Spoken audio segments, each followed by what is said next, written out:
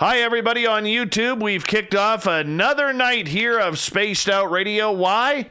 Well, that's because we're here literally 5 nights a week. Thank you so much for joining us, and I want to say a big hello to everybody who is coming in to our chat room so far. Jason Offutt is our guest tonight on the show, and we absolutely love him. If you haven't heard Jason before, you're in for a real treat. This dude knows his stuff. He's a journalist by trade. He teaches journalism. He's a ghost hunter. He goes after UFOs, Bigfoot. You know, I think he's even had tea with the Queen once, but that's okay. You know, everybody's got to delve into old Lizzie there every now and again and have some tea. But anyways, we'll give a quick shout out. Minister Elaine, good to have you back in the chat room, and we're so glad that your surgery went well. We were worried about you, and now we don't need to worry. Tina Prad, you're looking lovely tonight. Tina Smith, you are looking stunning. Go 66. Boo. Hey, Brad Smith, how you doing? Welcome back. Kimberly, always a pleasure. You're looking stunning tonight. Block Chick Breed, we're throwing you a kiss right here. Mwah! There you go. That's a freebie. Now, don't share that with anybody. All right, Brett Lewis is here, everyone. Brett Lewis, which means we can officially start the show. Princess Denali is here, the official princess of Spaced Out Radio. Hi, Ross. How you doing? And thank you, Kimberly, by the way, for kicking off the super chat tonight. I really do appreciate that. That means a lot, your support and love for us. Thank you. Pharmacy, good to have you here, man. Good to have you here. Tammy Finnegan, you are looking lovely tonight. The Jim Christie is here, everyone. The Jim Christie. Lord of Land, good to have you here. Thank you for coming in. SJ, always a pleasure. Oob to Joe's Maine. You've got aliens, Joe. You got to admit that. You got aliens. Hey, Bigfoot Rob, always a pleasure to have you here, brother. How's the scoreboard? How's Brittany holding out? How's she doing? Give us an update. We need to know. And we're caught up. Jason, how you doing, buddy? I'm doing great. I'm doing fantastic. It's weather's finally feeling like fall down here, which is my absolute favorite season. So, everything's great. Dude, I am so happy with myself today. I went because it's firewood season here. Okay? So me and my buddy Mike, we go out and we go driving. We're looking for the perfect tree. Okay, looking for the perfect tree. And literally, you know, about an hour into our drive, we're just taking our time because it's just, like you said, man, it's fall. It's so beautiful out here right now. It's friggin' gorgeous. Anyways, long story short, we come to this one area. I find this 70-foot tree that's dead, standing. Okay, now in our area, you could take they want you to take the dead trees because the dead trees are literally what causes forest fires, right? Right. And so, dude, I had about 8 feet in between 2 trees to put this giant tree when I cut it with my chainsaw.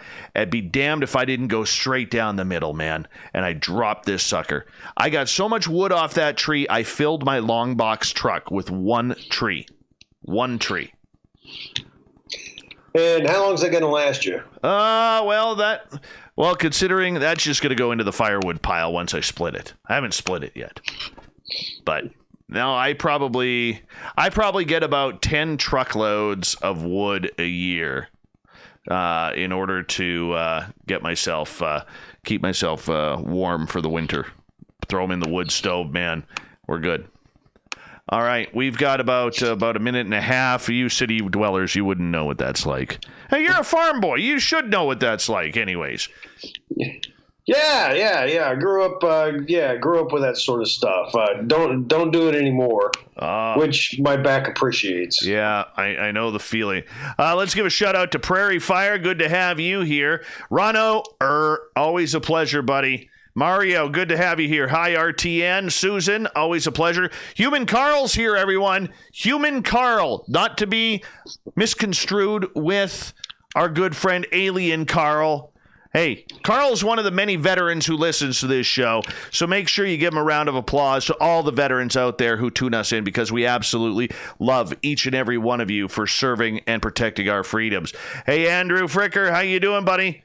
How's the Commonwealth doing over there? Let us know. All right, guys, we got about 20 seconds, and a big thank you once again to Kimberly for kicking off the super chat tonight.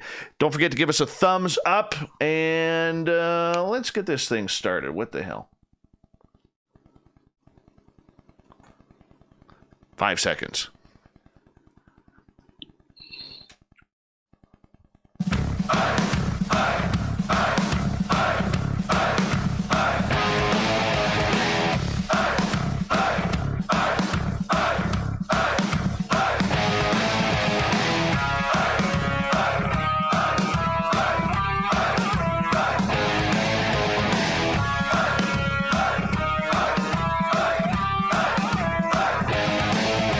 From the mountains of central British Columbia to you listening around the world, this, my friends, is Spaced Out Radio. I'm your host, Dave Scott, sitting in the captain's chair of SOR headquarters. We welcome you to tonight's show on our terrestrial affiliates around North America and digitally on TalkStream Live and Revolution Radio.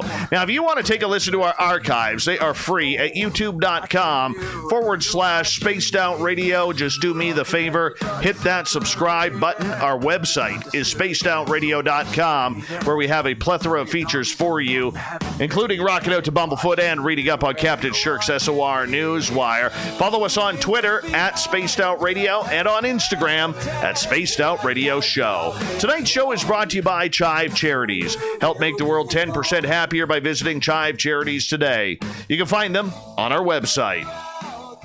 Jason Offutt is a good friend of this show. In my opinion, he is a master when it comes to journalism. As a journalist and instructor, he plays a big part in teaching young scribes how to actually write a story, conduct research, and most importantly, be impartial. This is something many who call themselves journalists in the UFO field could learn. Jason has been a sci-fi lover ever since childhood. As a kid, he grew up in a farming community, looking for Sasquatch prints around the farm and UFOs in the big sky. Ghosts, well, we've seen those too. It's a generalized night of paranormal talk with Jason, and we're going to have some fun tonight. His website, jasonoffutt.com. Then at the bottom of hour number 3, I will bring you the SOR Newswire, brought to you by Paranoia Magazine. Jason, always a pleasure to have you on this show. Thank you once again for making time with us. How you been doing, buddy?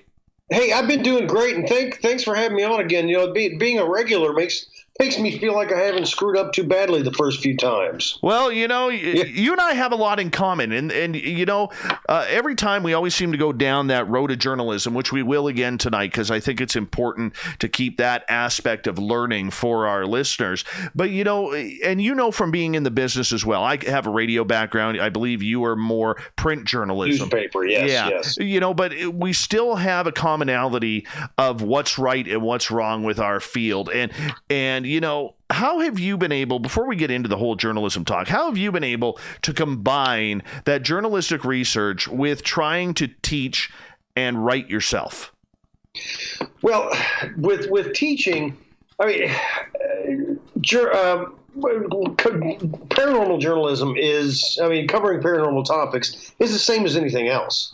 I mean that's how I cover anything that I write about. I still interview people. I still do the same type of research.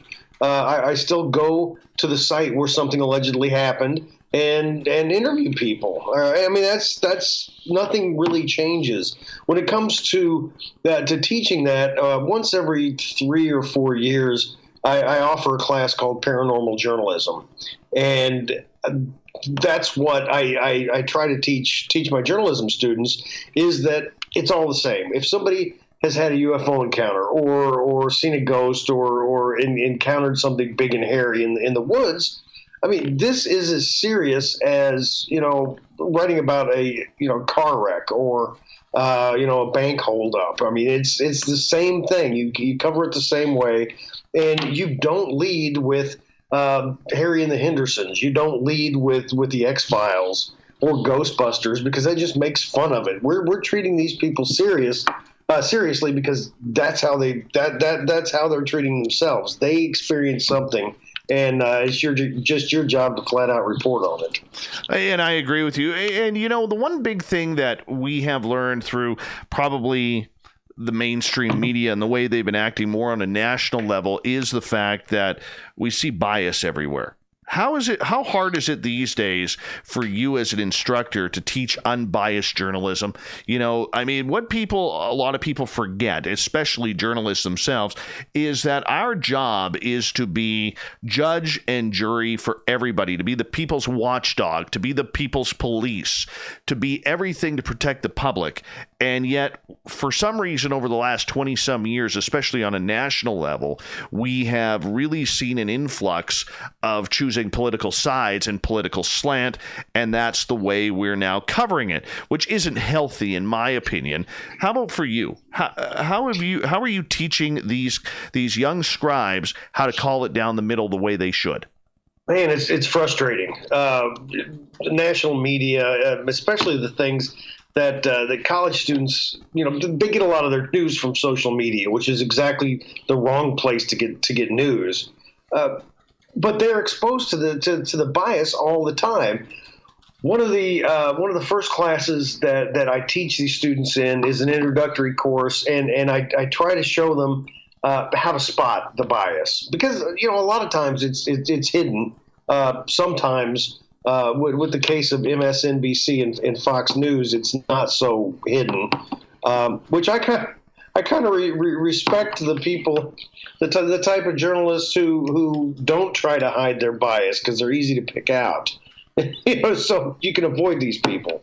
But I show them how to use the media, how the media uses them, and the fact that what we're doing as journalists is one thing. We're telling the truth to the audience, and above and beyond anything else, you're telling the truth. So I don't care what your personal opinion is; it has no place. You're not telling the story. The people you're talking to are telling the story, and let them tell it their way. And a lot of times, I mean, the students generally grasp that. It's when they get out into the world, and especially when they work at a smaller market, it's not so bad. But whenever they go out and work for a national market, they just they play the game like everybody else does, which is unfortunate. Yeah, you get sucked in. You absolutely get sucked in. And, you know, it's hard because I see my former radio station in Vancouver, you know, posting very misleading, almost like clickbait headlines now. And for me, I find that, you know, kind of disgusting in a way because, you know, that's not their job. You know what I'm saying? Mm-hmm. It's not their job. It doesn't matter whether you agree with it or disagree with it personally. That's not your job. Your job is to not slant the public in any way. But we could go off on that all night long. And I do want to preface to our audience tonight, okay? We are a non-political show. And my audience knows that. We never talk politics. Sometimes we skirt the issue a little bit, and tonight we will be skirting that issue as well, because one of the topics we are going to be discussing with Jason a little bit later on is the fact that UFOs could be a topic of discussion leading up to November's presidential election. Now, this isn't about getting into Trump's face or Biden's face. I don't care what side of the ledger any of you are on. None of my business, especially for our American listeners. And frankly, that's not what the discussion is about. But we are going to be touching on that subject a little bit in regards to how this could be a presidential election issue. And Jason, let's go back a little bit here because I think we're getting a little bit ahead. And I just want to kind of break down for our audience members who may not be familiar with you. You grew up, you had a ghostly experience, you kind of had an intrigue in Sasquatch and UFOs. You know, why interest yourself in this field? Was it the sci-fi growing up? Well, that was part of it. Yeah, science fiction and monster movies. I mean, that's what I grew up watching on TV. I remember my cousin was over. His family was over at the house. I don't remember how old I was, but I was pretty young. And his parents, or his mom, turned the TV on for us to watch, and Mr. Rogers' Neighborhood was on. And whenever she left the room, I turned the channel because I knew at that time of the day reruns of Lost in Space were on, and damn it, that's what I was going to watch instead of Mister Rogers' Neighborhood. So yeah, the sci-fi and Godzilla movies, Frankenstein movies, the sort of things that I grew up on, and just thinking about, man, could this stuff be real? Oh, some of this stuff not so much, but whenever a Bigfoot movie came on or a UFO movie came on, that to me had a chance of being real. And the older I got, the more I read, and I started doing my own research into things. I realized that other people thought the same way. A lot of times because they've encountered them, they've seen something in the sky that they couldn't identify. I mentioned earlier something big and hairy in the woods. They've seen something, and they had no idea what it was, but it wasn't something that you could read about in National Geographic. So I really, along with my ghostly encounter, I wanted to find out what else was out there, because there are things that our science doesn't know anything about yet. I'll throw that "yet" in there. So yeah, that was my basis, science fiction and an undying curiosity. Hey, do me a favor. Tell us about your ghost story. What did you see? Okay, well, I grew up in a house that had been a school, a country schoolhouse, and so it was about 120 years old when I was a kid. So that puts it at 450 years old, I think now.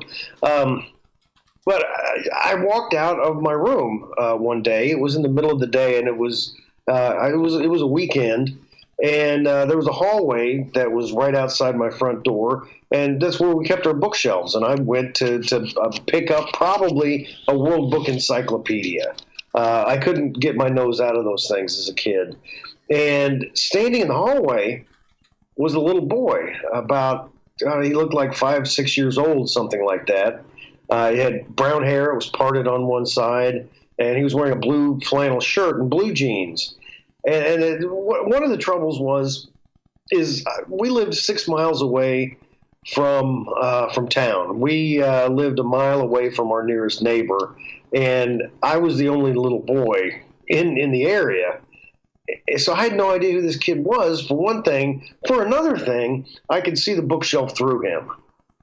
So I stood there and I stared at this figure, and he stared at me. And at one point, he blinked. It could have been 5 seconds. It could have been 30 seconds. I have no idea how long it was.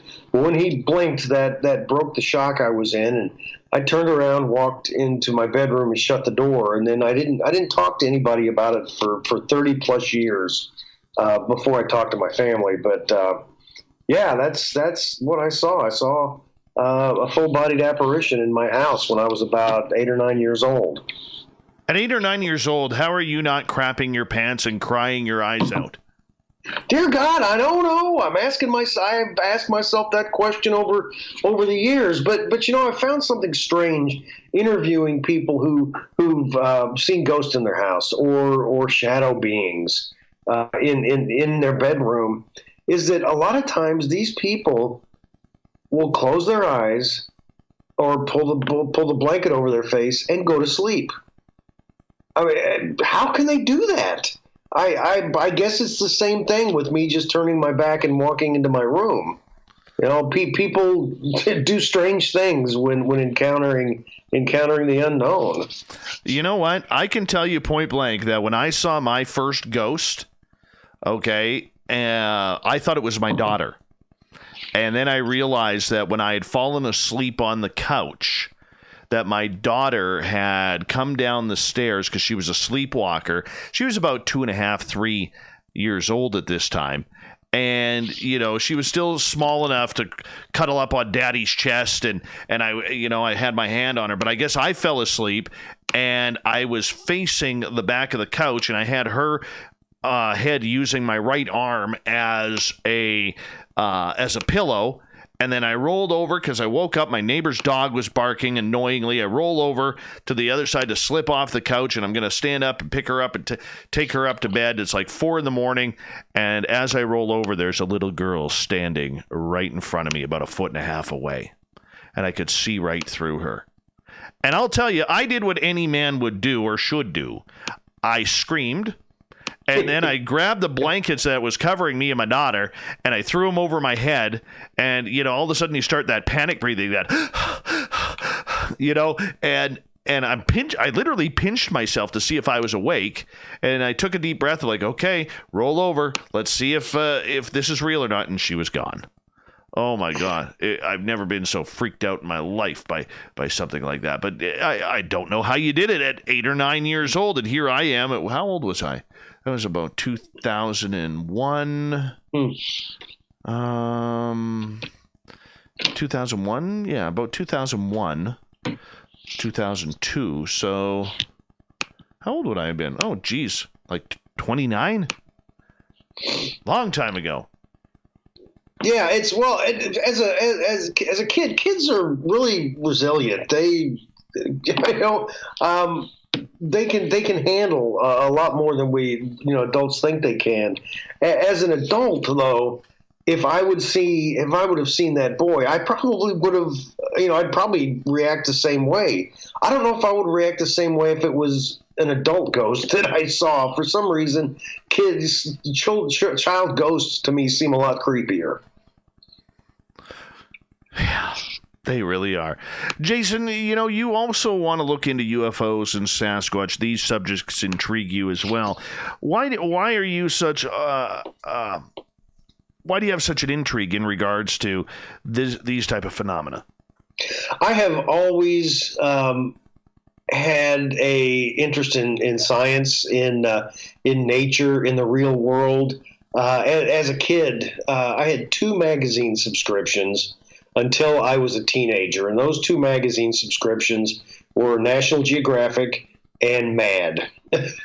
But the National Geographic was, I wanted to know about everything. I wanted to know about ancient history. I wanted to know about cultures and nature. I wanted to know how things worked. And when it comes to anything paranormal, supernatural, whatever word you want to slap on it, I've always wanted to know that too, because just because it's not known to science doesn't mean it's not real. We've got on average about 18,000 new species are discovered every year. 2/3 of them are usually insects, but still, that's something small. That's a lot of new discoveries that we still make on a yearly basis. So there's still so many things out there we don't know. And to me, ghosts and cryptids and UFOs are the sort of things that are really hard to grab a hold of, because you can't really take one and put it in a specimen bag.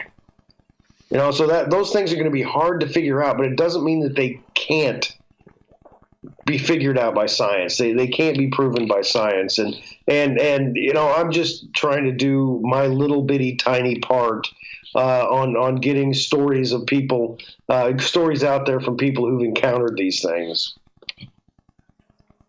When it comes to encounters and those who you are talking to regarding this phenomena, what are you looking for? How do you know people are being honest and not just hitting you up for a cheap 5 minutes of fame?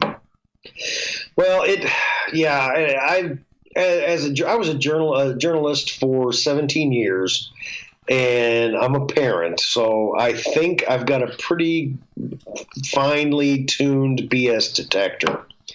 I can generally, I think I can tell.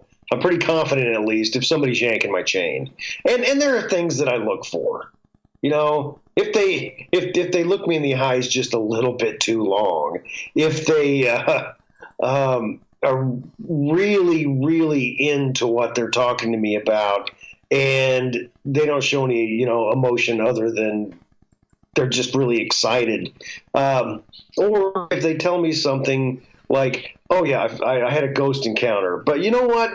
I've also remote viewed ancient civilizations on Mars. I've seen Bigfoot. I've had tea with JFK. You know, if they start throwing out all of these things, paranormal things that have happened, yeah, generally that to me is in the BS side of things. So if somebody to me seems like they're above and beyond the truth, I won't use their interviews.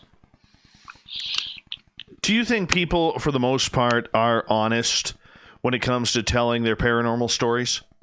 Generally, I do, because if they don't have anything to gain, you know, why are they telling me the story? And more importantly, if they seem to have something to lose, why are they telling me the story? Cases like a famous case in Ashland, Nebraska, back in 1967, I think. There's a guy named Herb Shermer. This has nothing to do with me.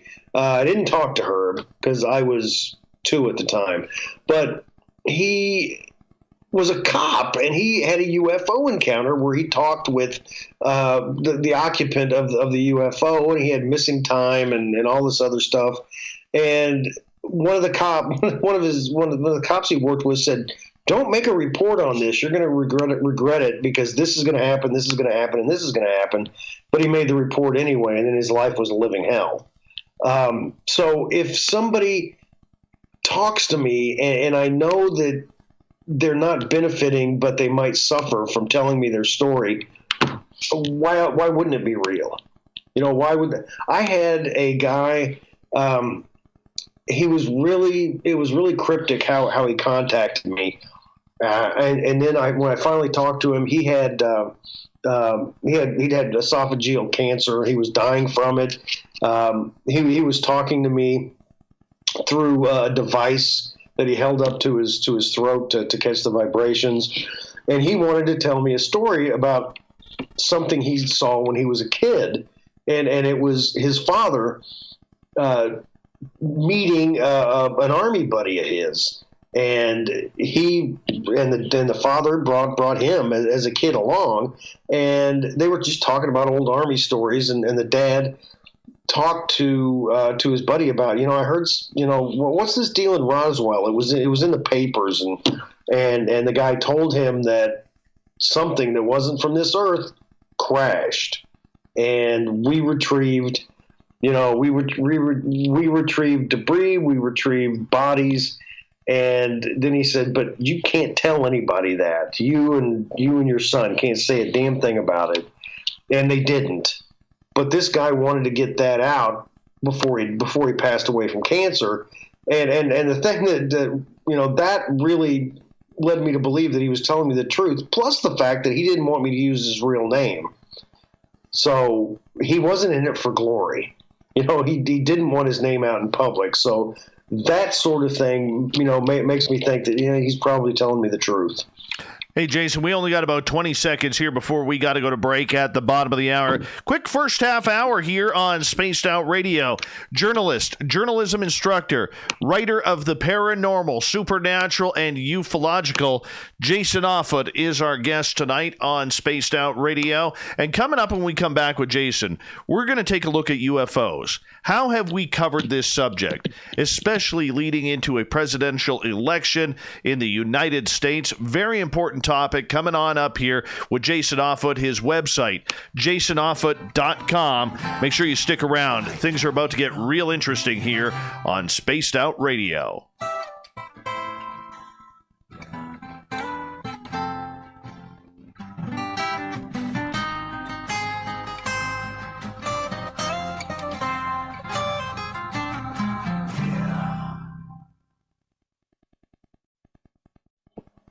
All right, we're clear. All right, cool. Remember, we're still live on YouTube here, so. All right, won't do or say anything too embarrassing. Yeah, that's usually it. My buddy Mike's talking about in the chat room here about how he saw my carpenter ghost in my house one night.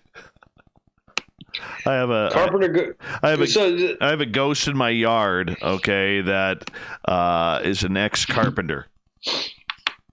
I leave wood in my carport just so he can build things. Now he never does. Maybe on his end he does, but on my end he doesn't. But he's a good dude.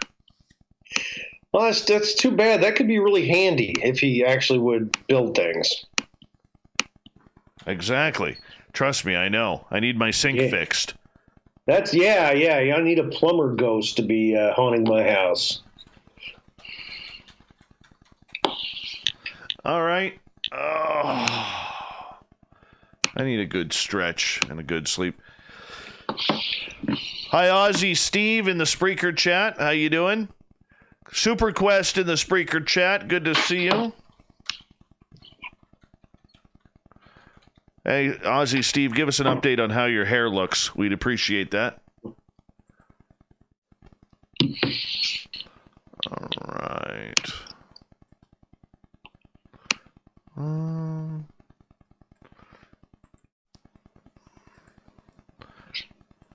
Still kind of pumped up at the way that tree fell today. It feels good to do something like that. We had when we bought our house, just 10 years ago now. There was an old shed in the backyard, and it wasn't in the best shape. And I decided, my wife and I decided that we needed to tear it down. So I tore it down with a sledgehammer, and that last hit on one of the supporting beams, and it creaking and falling down. That felt great. Oh yeah. You kind of want to let out a big grunt, much like the Neanderthals did back in the day. Just makes it feel so much better. Yeah. Yep. I still pronounce the H in Neanderthal. I can't stand it when people say Neanderthal. Yeah, but that's the way to pronounce it. Don't care. There's an H. There's an H in there for a reason. There's a hold British. Hold on 1 second here, because my buddy Mark is in the room as timber hunter, and his dog Baxter watches me while I'm on the television. Can't figure it out. So I got to give a shout out to Baxter the dog. He's a Boston Terrier. Woof woof, Baxter. Hey Baxter, how you doing, buddy? There. Now I got my shout out, and now we could continue on. Well, I do that with the month February. I make sure I pronounce both R's because there's two damn R's. Exactly. Pisses me off, man. Okay, Jason, quick update here, because our YouTube chat always needs to know your answer to two questions. All right. Question number one. I'm ready. What is your opinion of eating breakfast foods for dinner? I do that once every couple of weeks. Breakfast foods count as any meal. Oh, you're terrible. Terrible. That's terrible journalism right there. Terrible journalism. Anytime I can eat bacon is a good time. Yeah, but bacon's a universal. I'm saying like scrambled eggs, pancakes, pineapple, okay? Those hash browns. Yeah. Well, no, fried potatoes. You can eat fried potatoes. Fried potatoes is different, okay? But hash browns, okay? Scrambled eggs, any type of eggs, pancakes, waffles. It's not dinner time, man. It's not dinner time. Yeah, it's a special thing. The kids like it. Yeah, I'm out. Second question. Go back to your Close Encounters of the Third Kind movie days. Old Devil's Tower there. Are you on Team Stump or are you on Team Rock? Stump or Rock? Oh, wait a second. Now I'm putting this in. I'd have to go with Rock. This interview is over, man. It's over. As they say in old school radio, get the fuck out of my studio. No, I'm teasing, buddy. Oh. Yeah, I know. I introduced my 15-year-old son to Close Encounters about 2 months ago, and he just blew him away. Yeah, I had my 7-year-old the other day tell me, "Hey, Dad, have you ever heard of Chucky?" I'm like, what the hell? Yeah, and then what's that bloody clown on It? Pennywise. Pennywise. He goes, yeah, Dad, what do you think of Pennywise? I'm like, where the hell are you getting this stuff? Hold on, buddy. We're just about to come back here.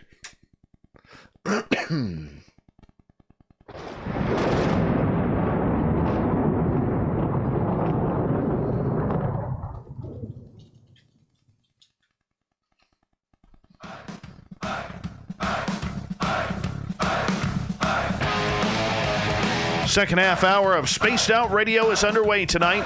I'm your host, Dave Scott, sitting in the captain's chair of SOR headquarters. Appreciate each and every one of you tuning us in. Reminder to all of you that if you missed portions of this show or others, check out our free archives by going to youtube.com/Spaced Out Radio. Just do me the favor, hit that subscribe button. Our website is spacedoutradio.com, where we have a plethora of features for you, including rocking out to Bumblefoot and reading up on Captain Shirk's SOR Newswire. Follow us on Twitter at Spaced Out Radio and on Instagram at Spaced Out Radio Show. Researcher, writer, journalist, journalism instructor Jason Offutt is here tonight on Spaced Out Radio. We're going to get into a little bit of a heavy topic here because Jason is a longtime journalist, so we're going to discuss the merits of journalism in UFOs. I want to give his website first, jasonoffutt.com, which I highly suggest you check on out. Jason, welcome back. Thank you. All right, let's get into it right now. The past couple years, we've seen a major influx in the UFO UAP subject becoming headline news and not shoved in the corner, as you stated earlier, with the X-Files theme song or Harry and the Hendersons or whatever it may be. First, your overall thoughts on the way journalism has portrayed ufology over the last 2 years. Over the last two, not just journalism. Let's go with the big daddy, the old gray lady, the New York Times. Any newspaper can break a story on UFOs, and it's not going to get the kind of attention the New York Times did. And in 2017, the New York Times published a story on the front page about a UFO program in the Pentagon, and this included encounters with the Navy pilots had with objects that looked like Tic Tacs that were flying in ways that we can't fly. And it was on the front page of the Times saying, look at this, we don't have this technology. It could be a foreign government, but we doubt that physics defying aircraft are from a foreign government. So it very well could be from outside this world. Holy crap! The New York Times on the front page basically said we're being visited from outside our planet. And some people cared, but most people didn't. That's the part. I think that's the important part with this whole thing is it didn't spur national discussion that should still be going on right now. Okay, but that's it. The New York Times covered it, and other papers were able to start covering it without ridicule because nobody made fun of the Times for doing that. Okay, so we have seen an influx on television, whether it's CNN, whether it's Fox News, whether it's cable channel television with unidentified and television shows like that. I mean, let's take the television shows out because we all know there is a real brand of one-sided bias on there. But when you look at the way that this subject has been covered, has it been good for the field of ufology? Yes, because it's in a mainstream story. Generally, our mainstream paper. Generally, whenever I see a headline, a link to a story, and I click on it, it's from the UK's Sun. That's generally a lot of the UFO coverage done, but in something as well respected as the New York Times, that does mean something. That's a lot more respect to a subject that has been ridiculed by everyone since the 1950s. All right. Well, let me ask you about the authors. I mean, you have Ralph Blumenthal, who's a former Pulitzer Prize winner, retired from journalism, but comes back to write this story, maybe for one final last hurrah at what could be the second biggest story in the world's history, unless Jesus Christ comes down from the heavens above, only to top that. Okay. But then you have Leslie Kean. Okay, this is the interesting one for me because she's a freelance journalist. I think she's very good at her job, but I think there's also questions that need to be asked with her insider work with people like Robert Bigelow and other UFO people on a behind-the-scenes kind of tour. What's your opinion of that? Well, yeah, Bigelow. I mean, when it comes to it would be, I mean, throwing Greer's name into this, Stephen Greer's name into this, as you know, as well. She kind of had to be involved with people who were involved in UFOs. I mean, she couldn't leave. I mean, these people can't be left out of the discussion, which to me is kind of unfortunate that they can't be, because some of the people, I'm not going to say any names or point any fingers, but a lot of the UFO people come across as kind of nutty.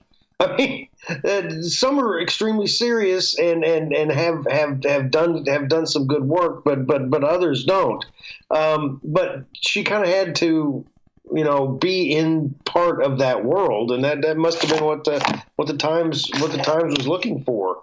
I think the Pulitzer Prize winner who's retired, I think he'd been working for he'd worked for the Times since 1964 or something like that. That's, to me, really impressive that he wanted to come back, and if this is his swan song story, I mean, it's that really tells me something about this old school journalist who is risking his, you know, huge reputation on a story that not so long ago was frivolous.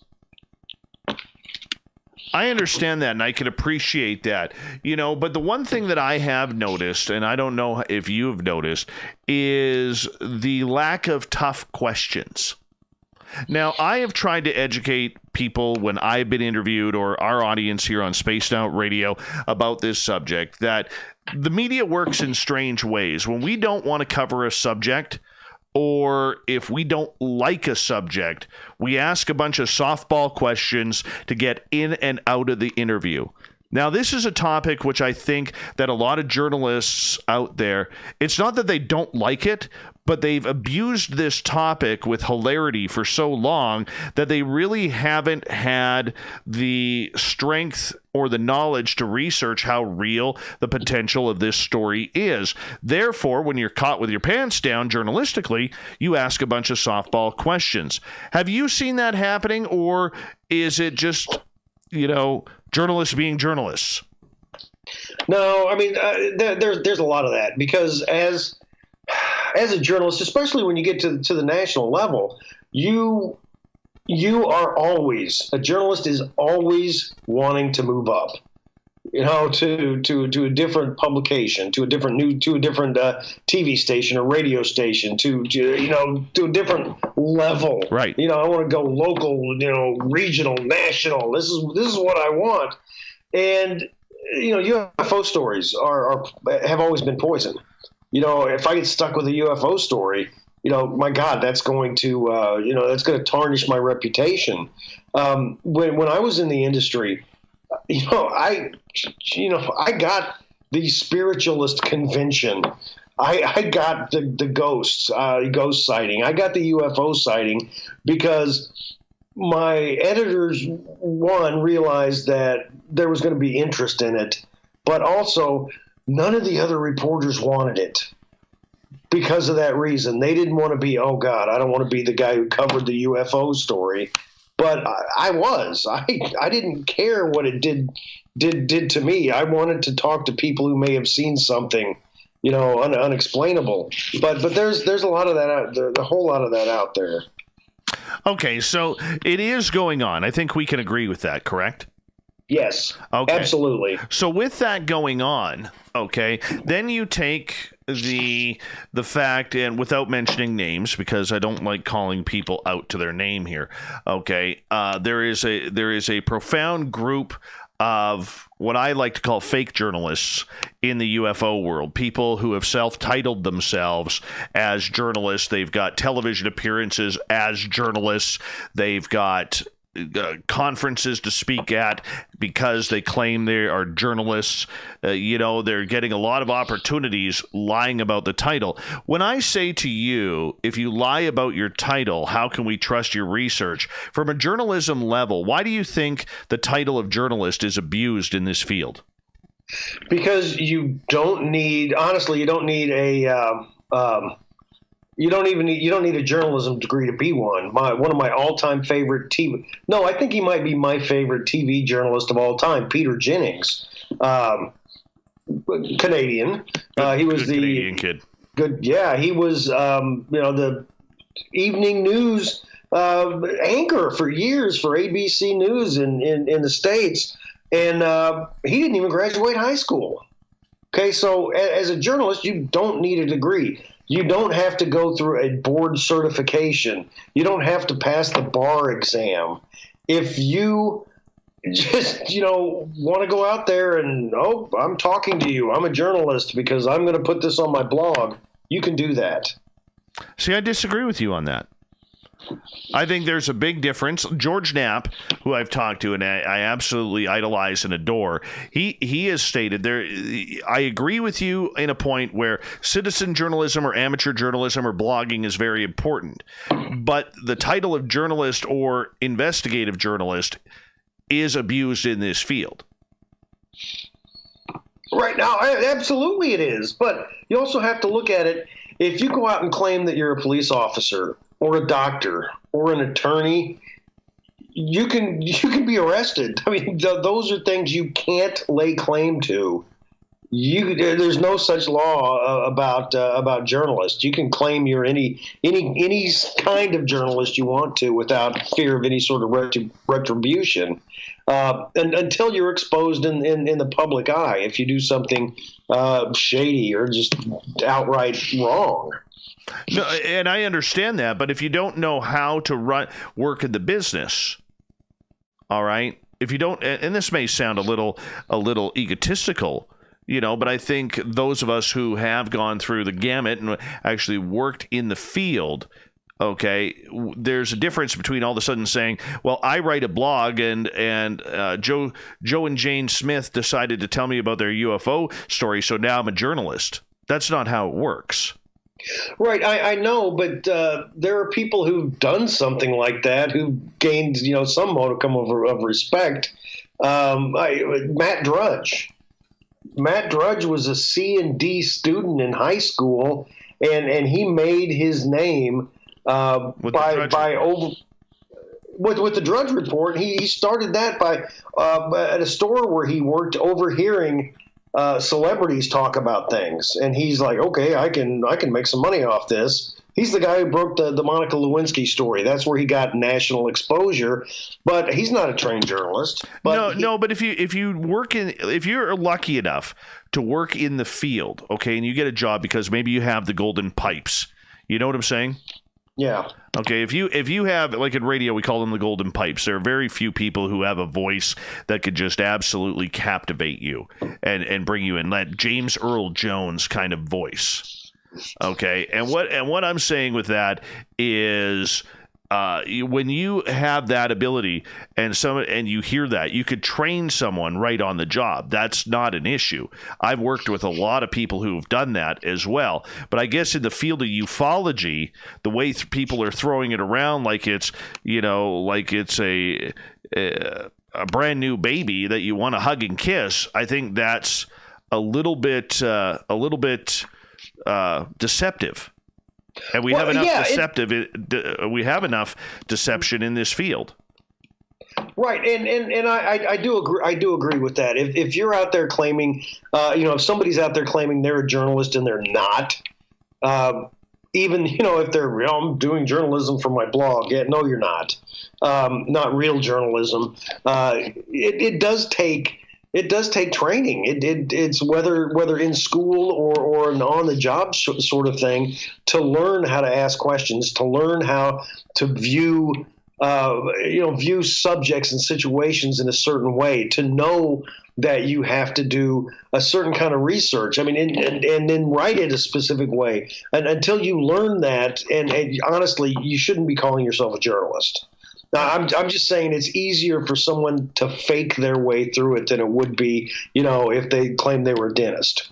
That's what I'm talking about. I'm talking about. All right, so let's get into the way journalism has been covered in UFOs, because in the next half hour, we're going to get a little bit, we're going to skirt the political side of everything.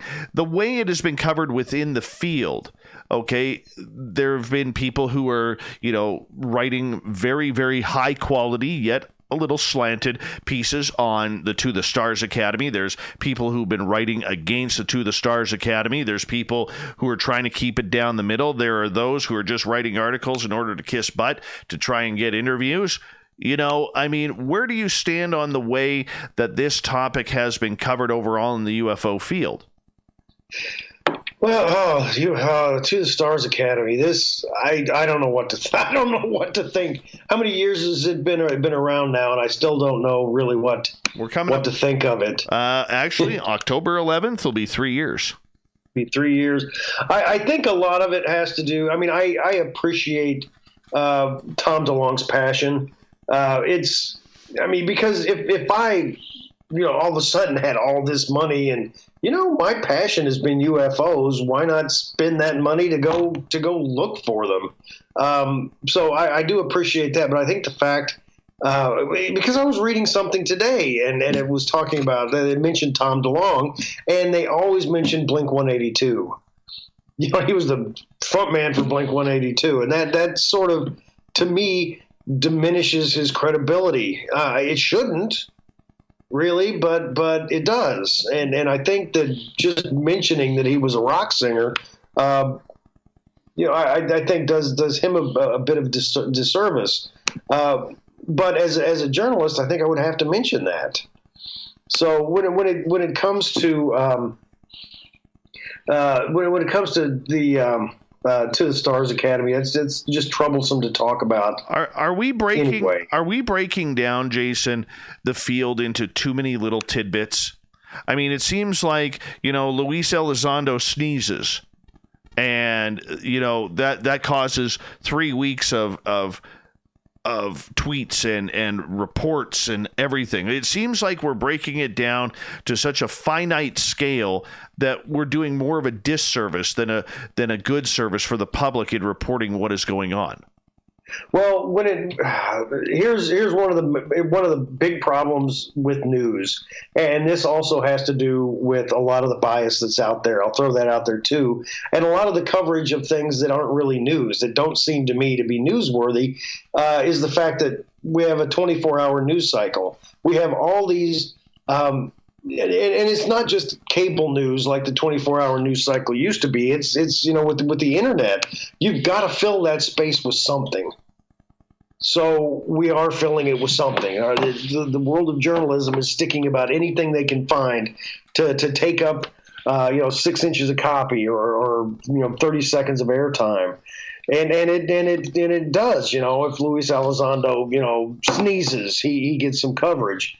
And about him, that was one of the big criticisms of the New York Times coverage, is because he was the main source on most of their stories.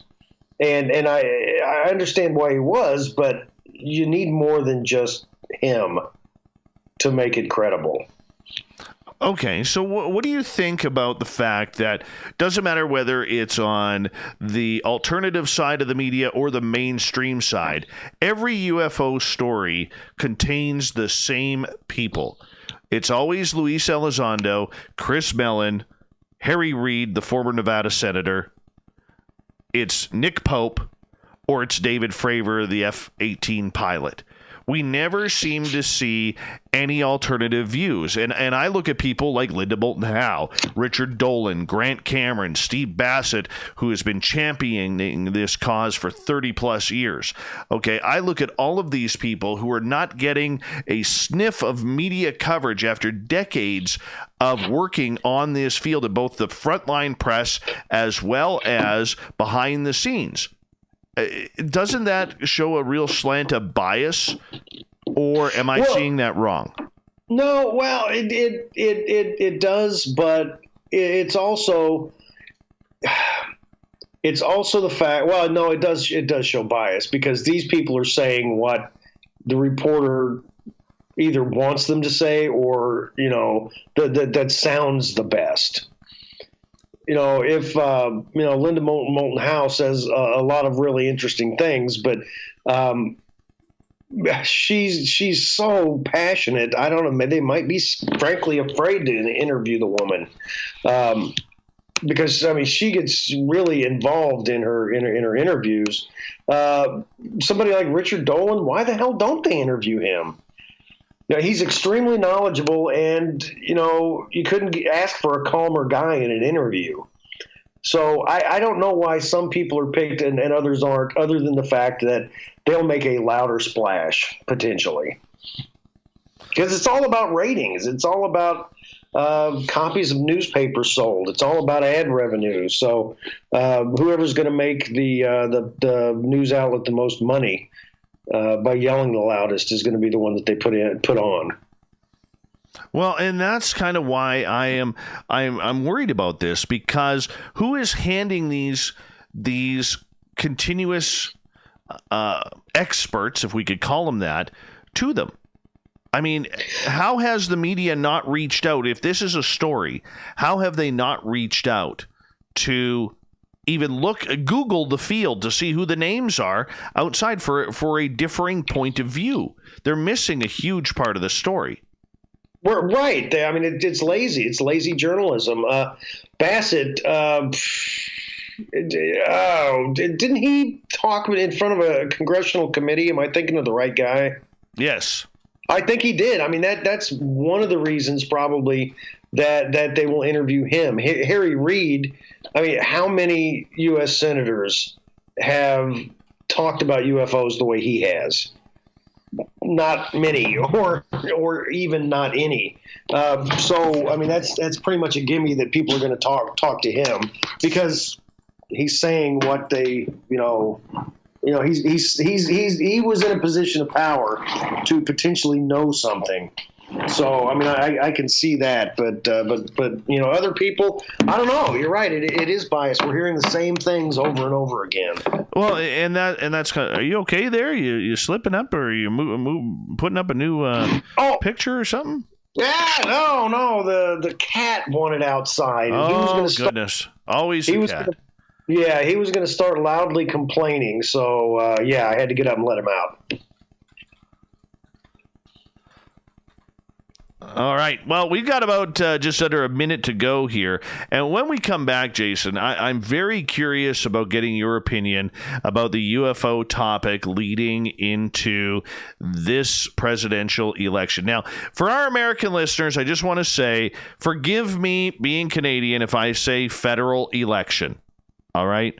Because up here we have federal elections. It's the Commonwealth thing to do things. I realize you traitors down south, going back to July 4th, 1776, you had your own way and you got the presidential election. So kick my butt if I accidentally say it. But that's okay. Please see the humor when I say traitors as well. Okay, we're all having fun here on this topic, and you know what? We're going to continue on, because Jason Offutt is a journalist. He's a journalism instructor. He is someone who writes deeply about the subjects of the paranormal, supernatural, and everything UFOs. His website is jasonoffutt.com. And when we come back, what we're going to get into is the subject of UFOs heading into November's presidential election. Will this play a part in any sort of decision as people vote? And could they vote for some sort of disclosure? We've seen a lot of news lately on this. Will it continue through the election? Who knows? We'll be back discussing that and more on Spaced Out Radio next.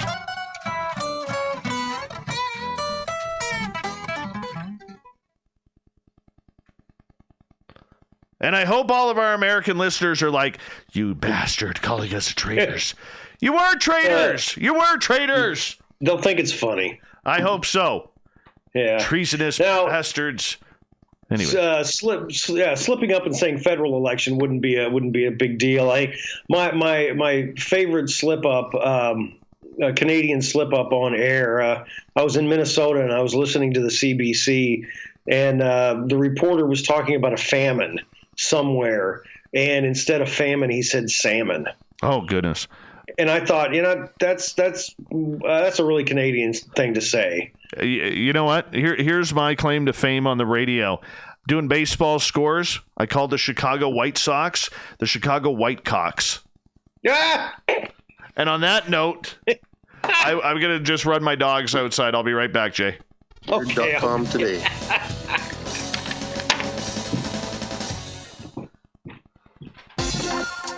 For the price of 1 cup of coffee a month, you can become an SOR Space Traveler.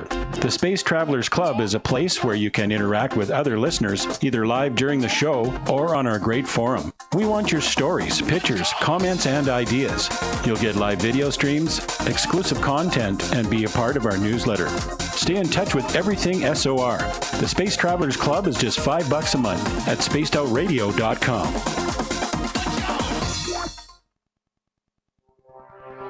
We are scouring the world for the most intriguing stories of your day. Take the time to read up on the SOR Newswire, where our team, led by Captain Shirk, will deliver to you some of the best paranormal and supernatural news, along with some stories that will blow your mind from the weird to the wacky. It's the news outside the news that piques interest, and that's what we're looking to deliver to you. The SOR Newswire, only at spacedoutradio.com. Get your horns up with me on Spaced Out Radio. This is Ron Bumblefoot Thal. Come tune in to SOR, where you can hear me rock out with Little Brother is Watching, the official theme song of Spaced Out Radio. And then come on over to bumblefoot.com, where you can find out about my tour schedule, my music, and everything else. Bumblefoot.com keeps you up to date on what I'm doing and the best way to stay in touch with my music and music camps. Sign up for my newsletter at bumblefoot.com, and remember, Little Brother is watching. Hi there, this is the paranormal lawyer Michael W. Hall. I'd like to invite you to listen in each Sunday night, where we're going to open up your eyes to everything strange and paranormal. I will be hosting some great guests with topics that affect us all, such as UFOs, ghosts, and everything paranormal. Let's learn together on Spaced Out Radio Sunday with myself, Michael W. Hall, the paranormal lawyer at spacedoutradio.com.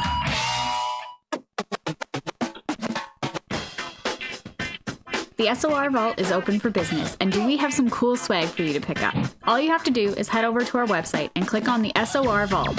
You have a variety of cool logos to choose from, and put them on anything you want. T-shirts, hoodies, hats, coffee mugs, you name it, we can get it to you. So do your shopping by supporting the store you love. Get your Spaced Out Radio swag at the SOR Vault today.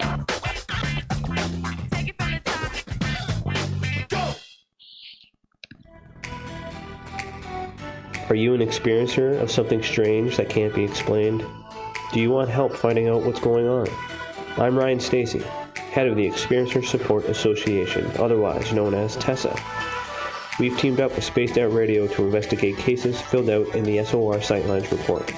We are independent, and there's no cost to what we do. All we need is your experience. Let's find out what's happening together on the SOR Sightlines report.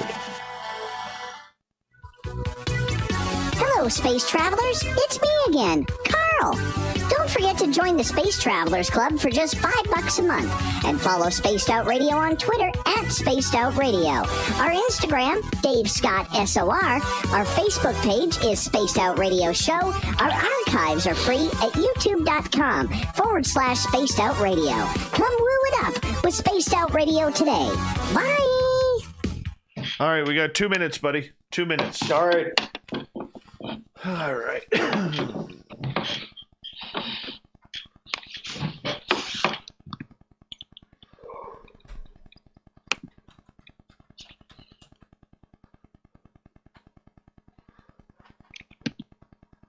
All right.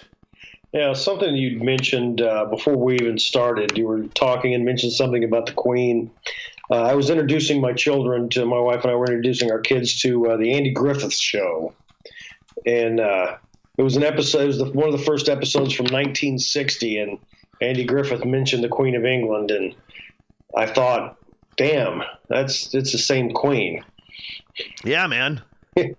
She's been around forever.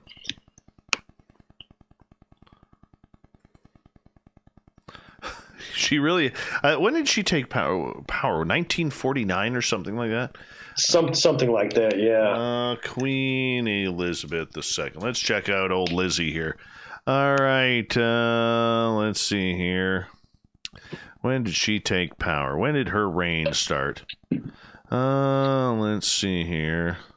39. She served the war. Okay, 1951. She stood in. So. You were close. Yeah.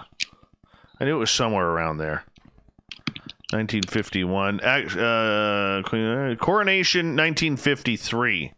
So she's coming up 60 years here. 70 years.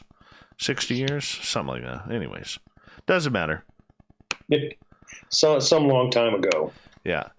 Thank you, Jenna and Kimberly, for the super chats tonight. Don't forget to give us a thumbs up if you don't mind, or thumbs down. Whatever you prefer, hit that subscribe button. Here we go with hour number 2 of Spaced Out Radio. You're listening to Spaced Out Radio with Dave Scott. Follow Dave on Twitter at Spaced Out Radio and on Facebook, Spaced Out Radio Show. Hour number 2 of Spaced Out Radio is now underway. I'm Dave Scott, hanging out with all of you from SOR headquarters. Thank you so much for tuning us in.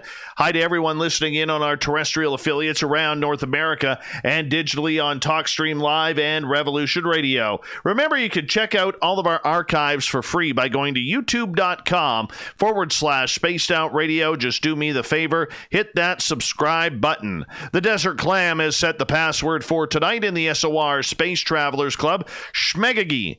Schmegagi is your password. Use it wisely, Space Travelers, as the Clam sets a password each and every night right here on Spaced Out Radio. Our website is spacedoutradio.com. We have a plethora of features for you, including rocking out to Bumblefoot and reading up on Captain Shirk's SOR Newswire. Follow us on Twitter at Spaced Out Radio and on Instagram at Spaced Out Radio Show.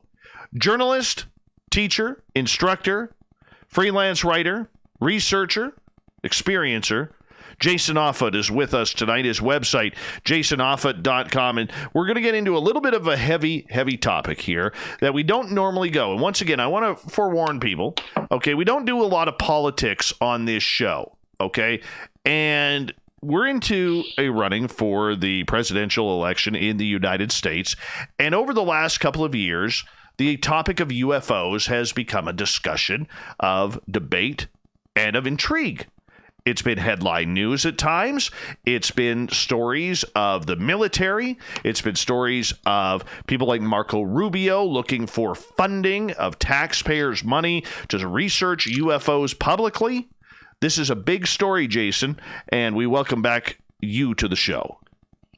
Yeah, thank you. Yeah, this the story's huge, and again, as I said before the break, that it hasn't gotten really enough coverage. I mean, if it was in the New York Times, where they said that these Navy pilots had seen something that they didn't understand, and that people inside the Pentagon have said that there's that they have materials that had crashed that were not terrestrial in origin. I mean, why didn't that, just take the world by storm? That's basically the U.S. military saying we've got something from outer space that crashed here on Earth.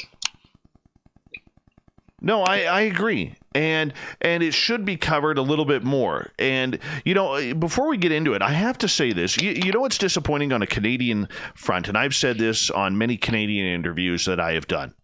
All right.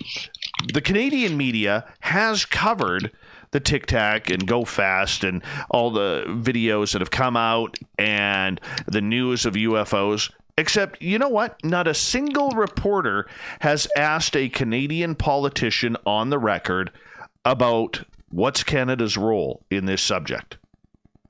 How can you cover it from a U.S. standpoint, but you don't look for reaction from your own government? No, that's a great question. You know, what does the Canadian government know? Probably as much as ours does on this. And yeah, that's not a question. But I'm trying to remember his name, Paul Hellyer. Yes. Yes, former Canadian defense minister came out and was talking. He did talk about this, and it got some headlines, but it was kind of dismissed by the world, Very true. which I thought was interesting. Very true. Very true. All right. I mean, that is a hell of a position to have, the defense minister, and now you're being treated like you're insane. I don't see how those two go together. We're still trying to figure it out here as well, my friend. Still trying to figure it out here as well. Okay, but I want to get into, the subject of UFOs and UAPs, okay, because, whether or not you like Donald Trump, okay, and that's not up for debate on this. We're not getting into, anything about the election, but whether or not you like him, he is the first president to be asked and about UFOs so many times. I mean, he's been asked about Roswell. He's been asked about UAPs, whether or not he's seen the videos. Tucker Carlson has asked him about that. I know he doesn't do interviews with CNN. I wish he would. All right. But the idea is he hasn't shied away from this question. He hasn't pushed it to the side like other presidents like Obama and Bush and Clinton and Carter and Reagan all did. All right. So when it comes to it, and that's just in recent history, when it comes to it with UFOs, all right, is this going to be a hot button topic come the 2020 national election for the presidency of the United States? If it was going to, I think it would have by now. I try not to get excited by these things because they usually don't pan out. But there were some hints for the 2016 election. This was going to be something when Hillary Clinton's chief of staff, Podesta, can't remember his first name, but he was talking about UFOs. Hillary on Jimmy Kimmel's show was talking. That came up. UFOs came up, and she, right off said, "Well, Jimmy, it's called unexplained aerial phenomenon now, not UFO." And so she talked about it, and people were thinking, "Ooh, is Hillary Clinton going to be the ET candidate? Is she going to be the one who, if she gets elected, is going to tell everybody about this?" And of course, that didn't happen. I frankly expected, if there was anything to tell, Trump doesn't seem, he doesn't care he doesn't care. He'll go in there. I figured he'd be the guy to tell us what's really going on, but that hasn't happened. But going back to the question, if it hasn't come up yet, I don't think it's going to come up. We've got 30 something days until the election. Okay, are you surprised it hasn't come up, considering in the last election, if we go back 4 years to 2016, John Podesta, who is working as Hillary Clinton's campaign manager, was egging on the media to ask the question, and it wasn't until a few weeks before the election that media members actually started asking about UFOs. Right, he was poking them with a stick. He was trying to poke journalists with a stick to get them to talk about this, and it didn't really take, but until it was close to election time. But this goes back to journalists being scared to tackle that subject. I really think it does. They don't want to ruin their career being the UFO journalist. Okay. Is it career ruining now, though, considering that this subject has made mainstream news, especially in the last couple of months with Marco Rubio coming out and asking for taxpayer funding for UAP research? As soon as, and you mentioned Harry Reid earlier, as soon as he started talking about it, we've got Marco Rubio asking for that. As soon as we get members of Congress talking about it, then it's not career killing because it's people in Congress are talking about it. So, I need to cover this. Whether or not they're going to cover it in the way that it needs to be is, we talked earlier, are they going to answer are they going to ask the hard questions? That's where we're going to run into a problem, I think, about them asking the right questions, asking the hard questions, and asking them to the right people. What are those hard questions? All right. You're asking for money for this, research to get to the bottom of things. What do you know? Do you know if unidentified aerial phenomena exist? If so, what aren't you telling us? Where do they come from? Do we have pieces of these craft? Can you tell me that with 100% certainty? I would ask those questions. And if you can't tell me, who can? What do you think they know? I've gone back and forth of this over the years. The president, you'd figure that the leader of a country would be briefed on all of this. And I've heard people say that, they're only in there for 4 years minimum, 8 years max, and then they're gonna be out. And the military doesn't want them to know because they're going to be out in the public, after so many years. But the military people are going to be there for life. I thought the president being kept out of the loop, for a while that might be true, but I don't think that anymore. I think if somebody is the president, they're briefed. They know what's going on.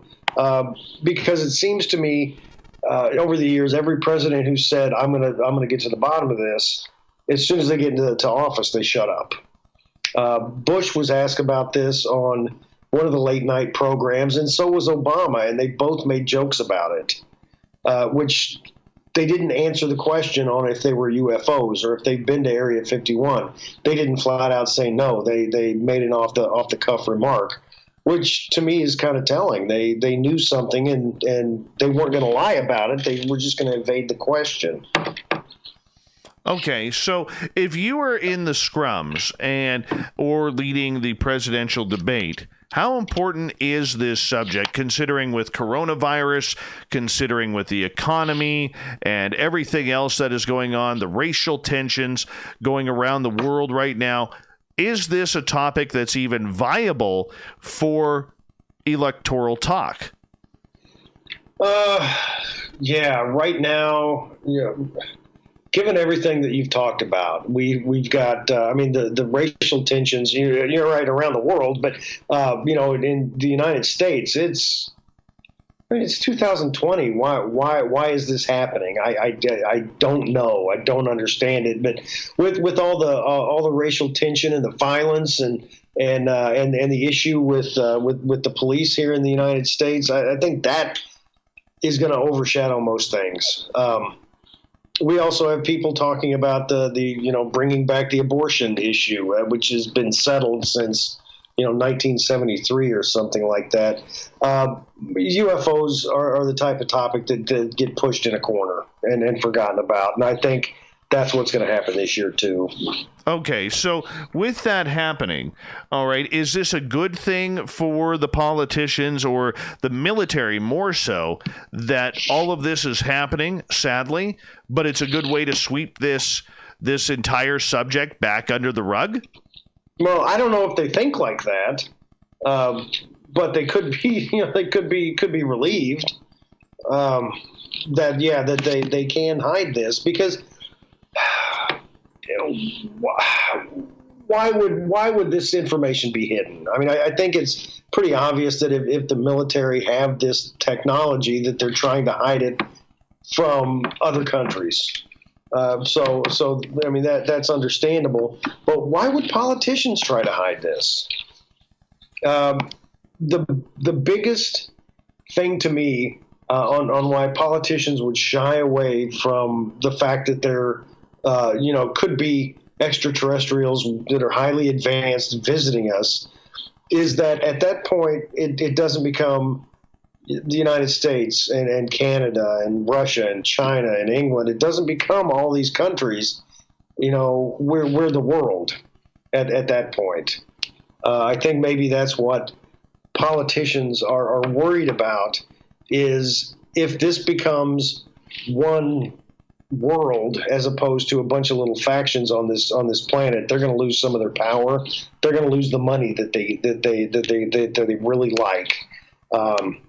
I can't think of any other reason why politicians wouldn't be okay with spilling the beans on the whole subject.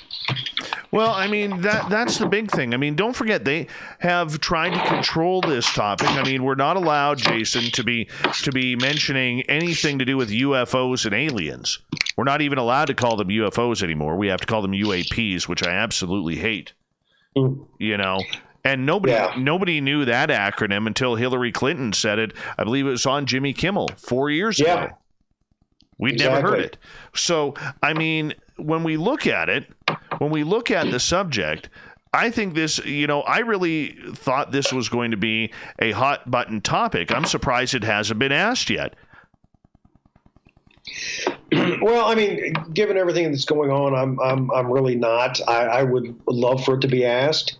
I mean, it's one of those things that if you were in a press conference and you've got other journalists asking questions about racial violence, you're asking about the economy, you're asking about the wall, Trump's wall. You're asking about all these things, then all of a sudden somebody pipes up and says, "What do you know about extraterrestrials?" That's not going to win you any friends in the reporting circles at all. Okay, isn't it about though the story rather than the being embarrassed by the title? It should be. No, you're absolutely right. It should be. But as I said before, a lot of journalists are just in it for, what can I do for myself? Which is not the way you're supposed to be in journalism. People should go in journalism to find out the truth and to tell the public the truth. That should be our job one. But it's not. Unfortunately, it's not. And I'm really cynical about such things because, again, I was a journalist for 17 years, and I've seen this. I've seen how people are. There are good journalists out there. There are journalists who will ask the questions. They're just not in the right position to do so. Are we looking at one of those situations then where, much like 2016, we have to wait for somebody to come through, and now it's allegedly being reported that both there is now a COVID scare in the White House, and that it's potentially that both the president and the first lady have tested positive for COVID. So with that, does that kind of push the whole, debates, the whole UFO story down another notch again? Because we're going closer to a presidential election. We don't know how long the president will be out of action for if he does officially test positive. Yeah, I mean, if the president, how much press did Boris Johnson get when he had COVID? He got a lot of press, because he was the British Prime Minister, having victim of the pandemic. I think it'll make it'll cover the press for quite a while. I'm viewing the way journalists are treated. I'm not switching gears, but it might sound like it for a second. I think journalists handling topics like this are the same. It's the same case as scientists handling a topic like this. I have the benefit of working at a university. I teach at a university. I talk with scientists, and scientists at their core they want to answer the questions. They want to find out things. Scientists I know are really interested in this topic. They're interested in the topic of ghosts and UFOs, but also they have to weigh that with the fact that if they pursue those topics, they might not get grant money. And even though they're interested in those topics, it is going to screw over their livelihood if they do. And it's the same with journalists, and they're going to go with the journalists are going to go with the hot topics that are going to get more people glued to the screen. And right now, that's Donald Trump having COVID. If he does test positive, that's going to get people's attention. He has announced it on Twitter now. He has. Yes. Okay. Maybe he should have worn a mask. Wait a second. We weren't going to get into politics. Well, I mean, you know what? That's a little bit of breaking news that we kind of have to go down that road. I mean, so how does this now change the entire focus? Because now leading up to the election, it's going to push absolutely everything towards COVID-19 rather than topics of other discussion. If it could get into the White House, it could get anywhere, and that could lead to another shutdown like we saw. Yeah, absolutely. And I think it should also one of the topics at first, that I would want to cover as a journalist was, given his age and health. I mean, that puts him in a really dangerous category for people to have COVID-19. I would be tackling that side and wondering what it would be with the President Pence in charge. Oh my goodness! Well, we gotta get back on our line here because it comes to UFOs and everything like that. I honestly now, in learning this, think the UFO topic is completely dead for the 2020 election. Yeah, I'm in complete agreement with that. There are more. God, I almost said down to earth things to worry about. Oh, that would have been good. We would have appreciated that. Okay, well then I'll say it. There are more down to earth things to worry about than the UFO question. I don't think this is. I think the year for us in the United States to hit it has already passed. It was 2016. I agree. Yeah. Well, okay. So with that happening now, okay, is this a good thing for the UFO community that this all of a sudden gets swept back under the rug? Well, no, the UFO community is not going to think so. They've been fighting since the Brookings report came out, saying that the American public's not ready to find out if there's extraterrestrials. Okay, and that was what, the 60s? Or was it even before that? I don't recall. But they've been struggling with this ever since, and they keep saying this next year is going to be the year of UFO disclosure. And frankly, I don't think that's going to happen until a day the Earth stood still, sort of scenario happens when a saucer lands in Washington D.C. Honestly. Or, some big city, some place where it can't be tucked away from the media. Because, if a UFO lands in a park someplace, if it lands in Central Park, the media is not going to, they can't be kept away from that. I think that's the only time we're going to know for sure. Again, I'm cynical. It's just amazing how quickly things can change. 15 minutes ago, we were talking about, why hasn't the topic come up? And now all of a sudden we're talking about that it's a dead subject.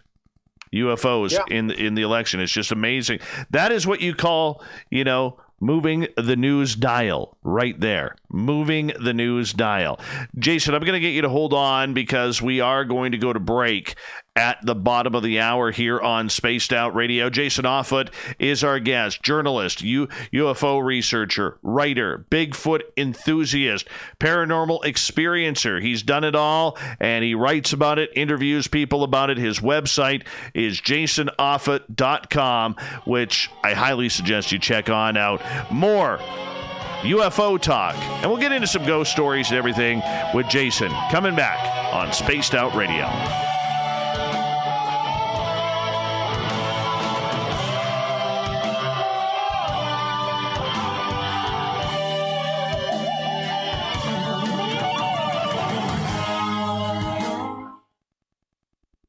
Don't you love breaking news and you don't know what to say, but you need to say something? Right. Love it. Love it. That's fascinating. That's it. That's going to command headlines. Yeah. Yep. I went to Donald Trump, real Donald Trump, and yep, there we go. Tested positive for COVID-19. Yeah. I guess we're going to see what's his name? Who's the televangelist? The one who has like 11 airplanes. Oh God. The guy down in Texas. COVID-19. Blow. Well, I'm wondering I wonder what Alex Jones has been saying about all this. I don't listen to the guy, so I have no idea what he's been saying about COVID-19. Yeah, no kidding. No kidding. I can't stand him. It's just me, but can't stand him. Well, I mean, he's I worry. Anyway, people follow his every word, and that blows my mind. Yeah, but that's the scary part. That's the scary part. You know. Yeah. Well, there's so many people out there who believe so many things. I'm convinced that there are advanced civilizations out in the cosmos, and they've been visiting us. All right. That makes sense to me. And it makes sense to me that there's a big, hairy humanoid beast that wanders around forests. All right. That makes sense to me, too. A lot of the stuff people believe in, though, to me, that's nuts. I love Leroy's comment in our chat room here, and I'll expand on it. He goes, need Benny Hinn in his healing jacket to get to the White House fast, man. Oh, man. Oh, that's funny. I'm trying to say hi to Xavier and type it out here in the chat room, but every time I go for the X, I hit the Z. Pisses me off. I'm sorry, Z for you. Just I'll make the translation there for you, buddy. It's all right. I read enough stuff that's out of the United States to know what Z is. Oh yes. Oh yeah. You like the CBC? Yeah. Yeah. They're getting crucified up here right now. Crucified. Over what? Slant journalism. Oh. Because previous to the last election, the conservatives wanted to stop funding the CBC because they keep losing millions upon millions of dollars annually. Me personally, I think that the CBC has a huge role to play, not only in Canadian media, but in journalism as well. And they're really the only station that goes right across the country. You can get them.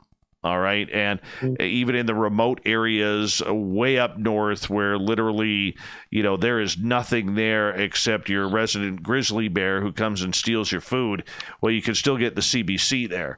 And I think the conservatives party is a little, and I'm saying this, I'll make no bones about it. I'm kind of a hybrid between the liberals and the conservative party, leaning more slanting towards the conservative up here. But I don't like the fact that they are picking on the CBC. But that being said, Trudeau bought the CBC management by giving them like $600 million to fund the CBC over the next few years.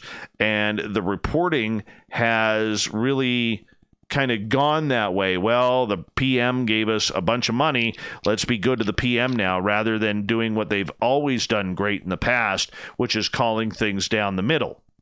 So there's a little bit of an issue there. Hey, Raz, welcome to our chat room. We got 1 minute, bud. It's like the in NPR down here in the States. I mean, that's been a middle of the road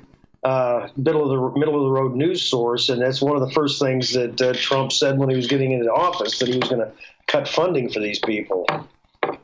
Yeah, and we don't have enough middle of the road down here. It's usually one side or the other. Yeah. Well, the crazy thing is the National Enquirer fits more in the middle in the United States than like Fox News or MSNBC. Well, that's embarrassing. There is that new network out of Chicago that's starting that too. Oh, yeah. Yeah. So, all right, hold on 1 second here. Thank you to Jenny and Kimberly for the super chats tonight. Please give us a thumbs up if you like the show, or thumbs down, your choice. Here we go with the show.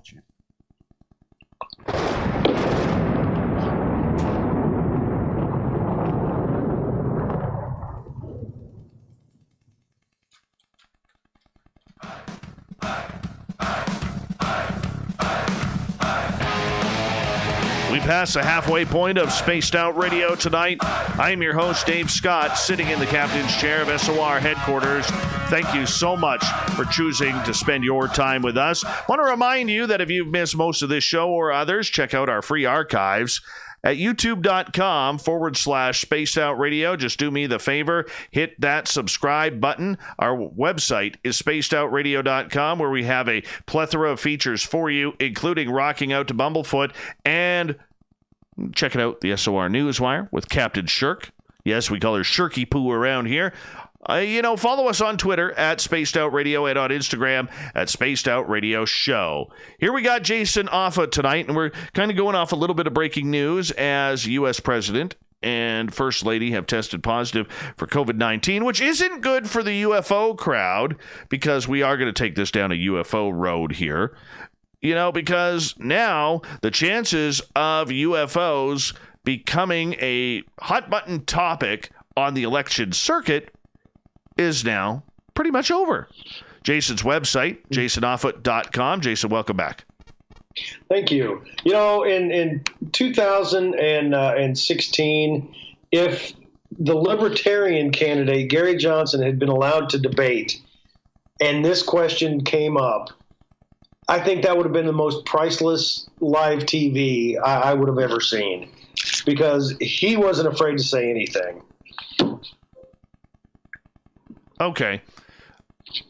Jason, the fact that this topic, we were all hoping in the UFO field that it would be an issue, maybe not a hot button topic, but an issue that was brought up, whether it was in the debates or just in media conferences overall.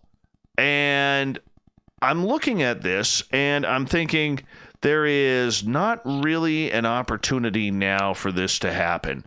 Is this good for the people of the United States, that this topic, at least for the next short term, will be shifted back to where it belongs, or where they feel it belongs, which is the not talking about it? We don't want to talk about this. Yeah, well, that all depends. If all of a sudden we have an alien invasion, which is not going to happen, but if we would, it would be nice to have been warned ahead of time. Keeping this topic down and not giving it validity by the people who know that it's a valid topic, I think is a serious problem. That not just that the United States public has. I mean, the public in other countries. From what I understand, in Mexico, it's pretty common knowledge that these things exist. Okay, so is it even worth having this discussion now? Let me ask you that. It's always worth it never hurts to discuss anything, honestly. So it would be worthwhile having this discussion. The problem is answers, and this is another reason why journalists don't really jump on and tackle this issue is where are they going to get answers? If the military is not saying anything, if the politicians don't say anything, if you don't have any scientific experts saying anything, I mean, where's your story? Your story is that nobody told me anything. That's one of the problems. So if we get more people like Reed and Rubio, and if a 5-star general in the Air Force would come out and say, yes, these things are real, I think those are people to talk to. They're just few and far between. Too few. Okay, so how do we move on for this? How do we bring this back to it, or what is your timeline now for seeing the UFO topic come back up, or is this now a moot point leading into I believe the November election? Right. It's right now. I think it's a moot point. I think it was anyway, as we were discussing before. But now with the announcement that Donald Trump has COVID-19, I think it's even more. It's buried. It's buried right now. And I think any people in the UFO community, demanding that this topic be covered, it's going to fall on deaf ears.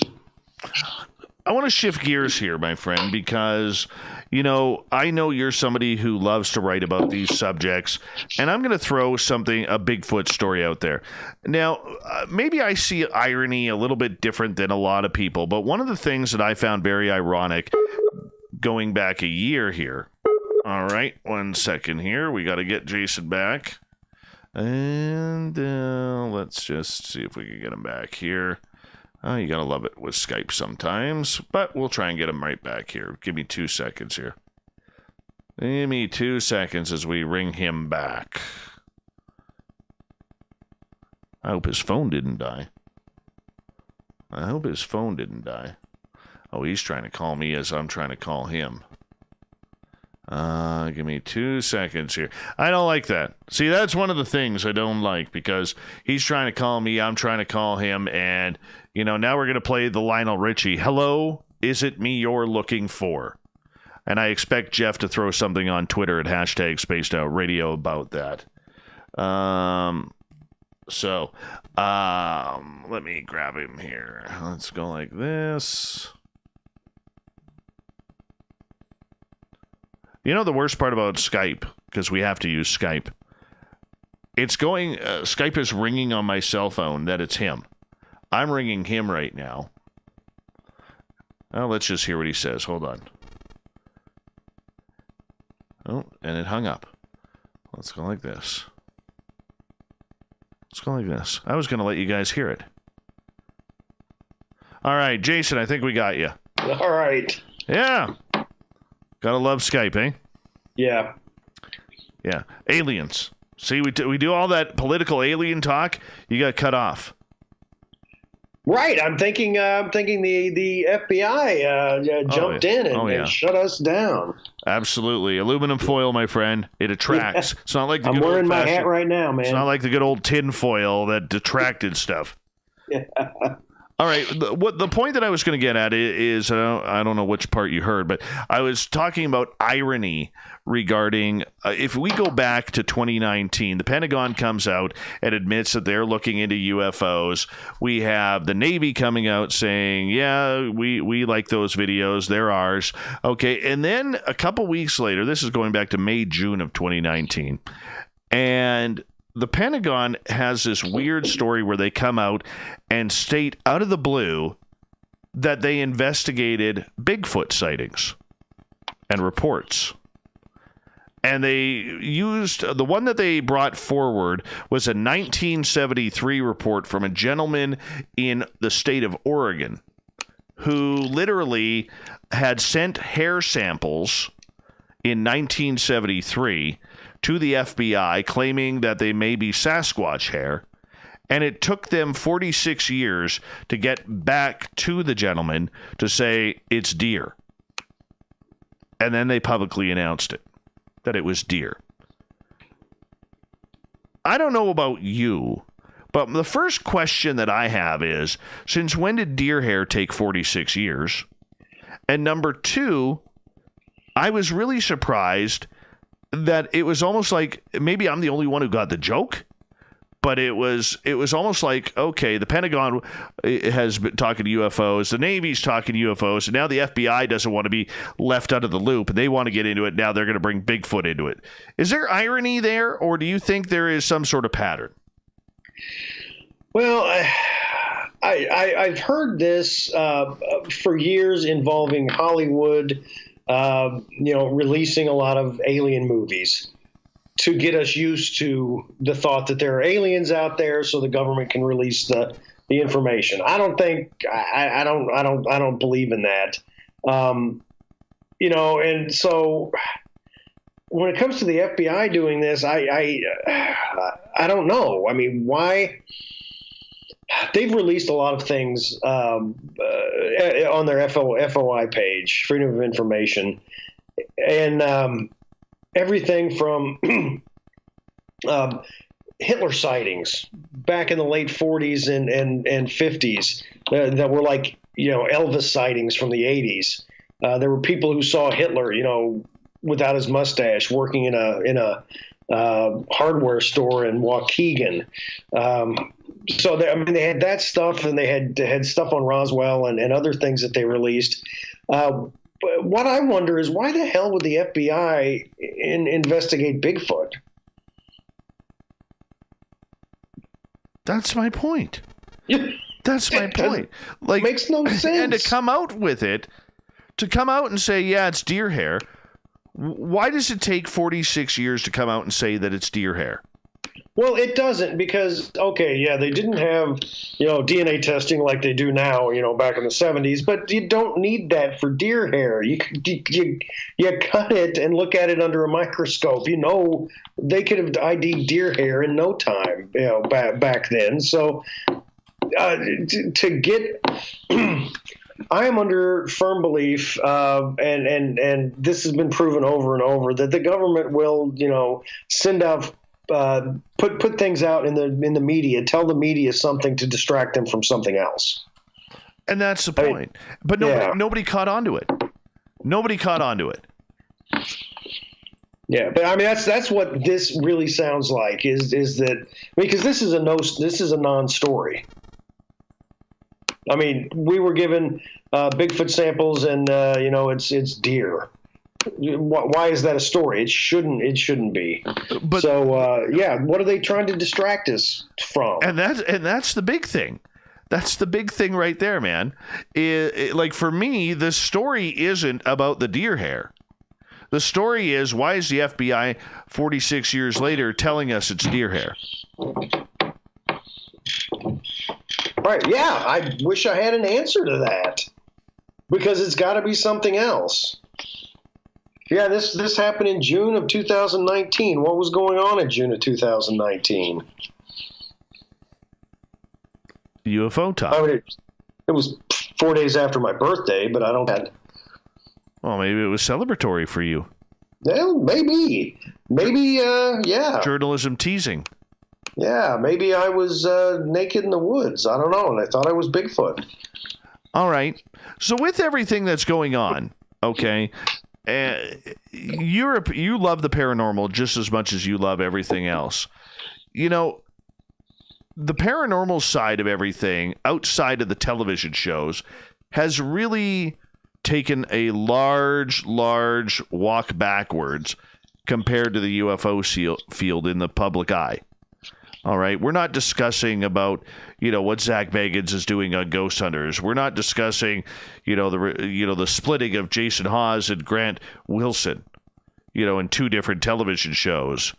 We're not talking about anything like that. What we're talking about is UFOs. So with the paranormal, even though it continues, how does the paranormal, in your opinion, get back into the media race here?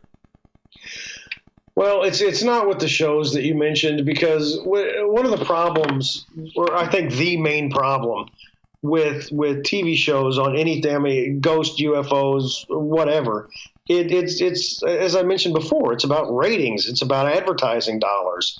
How much money can you bring in? It's not about the truth, which is unfortunate. So taking those out of the equation, how to get to topics of UFOs, Bigfoot, and things like this, it has to be it's got to be solid evidence. I mean, that's the only thing that's going to get the media and the public's attention glued to paranormal topics, is if somebody runs over a Bigfoot. Well, I would destroy your car, but if somebody hits a Bigfoot with their car and gets it to the police, if as I mentioned earlier, if a UFO lands in Central Park, that's going to get it. I mean, you can't avoid it at that point. Okay, it's not going to be a bunch of UFO researchers talking about the subject. That's not going to get the national attention. Okay, so how do we bring excitement back to the paranormal, though? What's missing? What's missing? What's there? There is a topic that was really hot in the Chicago area, and Lon Strickler did a lot of work on this, on Mothman type sightings that people were having in Chicago and the suburbs. And there were like 70 some sightings of a black 7 foot tall winged humanoid. And it was seen flying. It was seen perched on top of buildings. It was a man and his son walking through a park saw it standing, and when it saw them, it got spooked and flew off. I mean, these are some really good sightings, and a lot of people have never heard of this. Like I said, Lon did a great job on this, and it was published in some Chicago area newspapers, but that didn't make any national attention. And that's 70 plus sightings. Maybe even in the 80s. This happened in 2017, and it was ignored by the mainstream media. What's it going to take?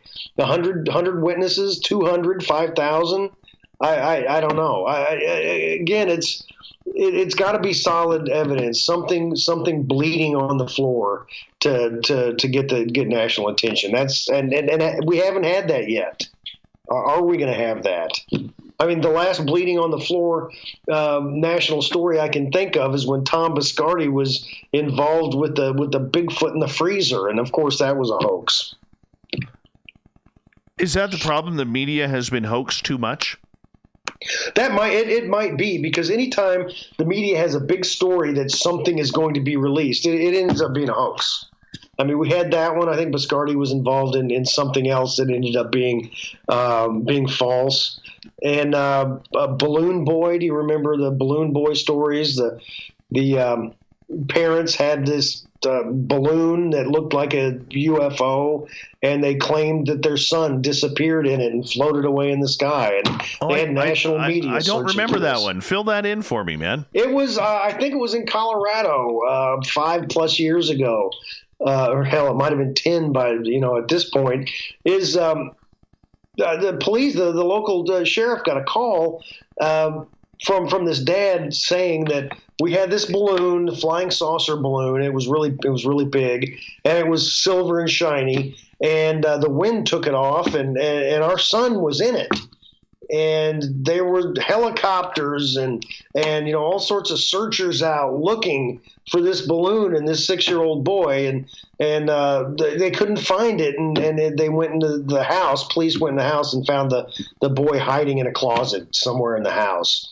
So it was a complete hoax. The father was wanting attention, was wanting to go viral on the internet, and that's what happened. But it was just another case of a hoax, and I didn't take this into consideration earlier. But when the media gets hoaxed enough, they don't want to. I don't want to cover a Bigfoot story if I thought I might be fooled as well. Okay, so the fact that we have seen a bunch of hoaxing going on, I mean, never mind. I mean, there's other people. I mean, locally, we've seen people around the USA and Canada have their UFO films, brought up on the local news every now and again, because you brought up the X-Files theme song. We always seem to have that, or the Twilight Zone, whatever it may be. And I'm just kind of curious in regards to the way that the media is covering it. Do you think that out of everything we have done, Jason, media-wise, or as creators and researchers of the paranormal supernatural, that we deserve the ignoring from the mainstream media? To some extent, I mean, it's not my fault. It's not your fault. It's when you get people like, I'm trying to think. I looked up this guy's name and there was a warning on the Google search. But Stan Romanek, do you remember Stan Romanek? Yes. Yeah, I talked to him at a conference. We were both speakers, and I had a conversation with the guy. But I mean, the evidence he was promoting that that he had these extraterrestrial encounters at his house were obviously BS, but people were buying into it. And it turned out that he was doing some awful. They police found some awful things on his computer, but I mean it's cases like that always hurt. Okay, so how do we improve that? What needs to be done? Let me rephrase that. What needs to be done, as we've got about 3.5 minutes here before we go to break, to clean up this field in the eyes of the U.S. media or the Canadian media? Well, I mean, to keep if the UFO can weed out its own attention seekers, what was the there was a conference in Mexico City where somebody, I don't remember who it was promoting an alien baby, that mummy that they had, which it turned out not to be that. It is to stop, to weed out the hoaxes. Anybody can claim they're a UFO expert. Anybody can claim they're a Bigfoot hunter. Anybody can claim any of this stuff. But there's really no, area or any sort of training people can go through to report on these things. And I don't know how we can get that. We just need more credible people in the field. And I understand the hoaxes. I do. All right, because I mean, you don't want to give attention to anything that is too outlandish, and the media has fallen for that before. Okay, but everything in our field is a hoax. You got people taking the videos from the U.S. Navy and calling them hoaxes. They're not UFOs. They're drones. Well, there's no proof. Well, that they're drones. Well, they'll say, well, there's no proof. Those are UAP.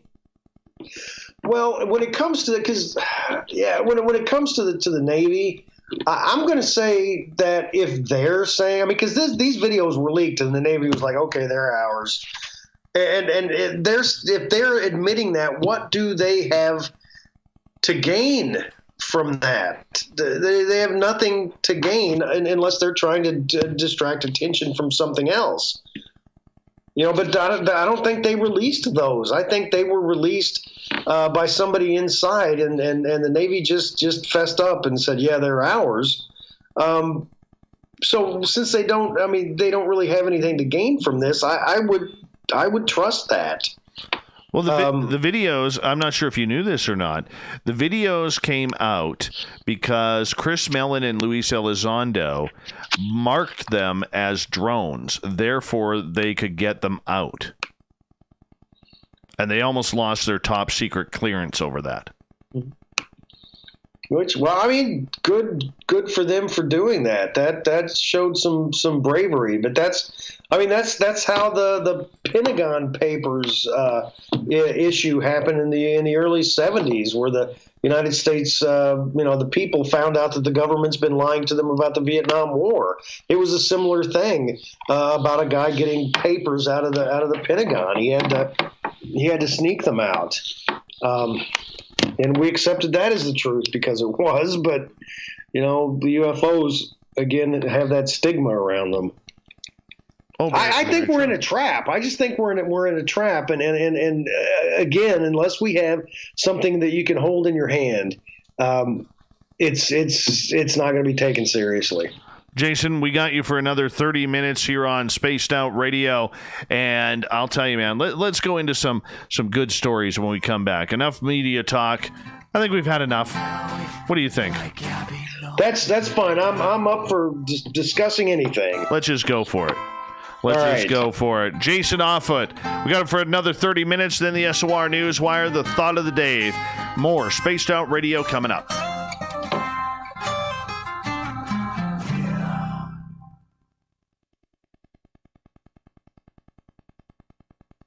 All right, we're clear. I'm just going to run my dogs outside quickly again. I'll be right back, okay? All righty, you betcha. I'd like to invite you to listen in each Sunday night where we're going to open up your eyes to everything strange and paranormal. I will be hosting some great guests with topics that affect us all, such as UFOs, ghosts, and everything paranormal.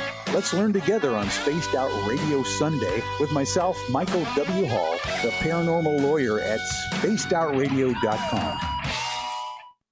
We're adding to the entertainment online for Spaced Out Radio. I'm Amber Beckard, and I want to invite you to subscribe to our YouTube channel and check out Cryptid Tales, where I will take you on a journey into some of the strangest legends and lore from around the world, relaying the stories to you of the strange creatures and experiences that people have had throughout time. You can find Cryptid Tales at youtube.com/Spaced Out Radio. And while you're there, don't forget to check out our free archives and leave a comment. See you there. Hello, this is your guitar man, Ron Bumblefoot Thaw, and I have to tell you, I love the response I get for Little Brother is Watching from Spaced Out Radio fans. It's amazing how music can inspire and make people think deeper about what's going on in the supernatural world. You can head over to my website, bumblefoot.com, to check out my music, my guitar workshops, my touring, even check out some of the hot sauces that I'm working on. And make sure you keep on listening, because with Spaced Out Radio, you know Little Brother is watching.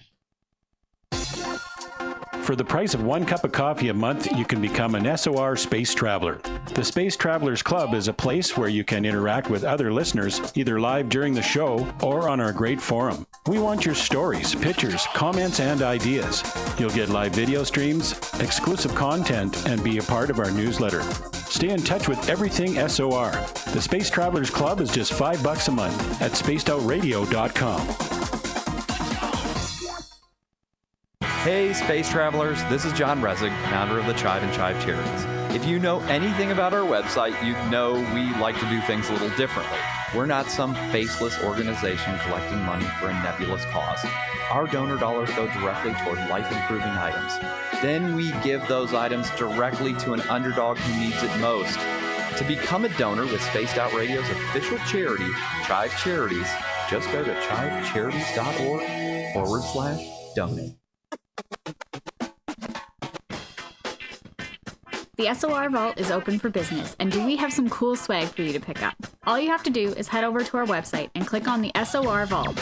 You have a variety of cool logos to choose from, and put them on anything you want. T-shirts, hoodies, hats, coffee mugs, you name it, we can get it to you.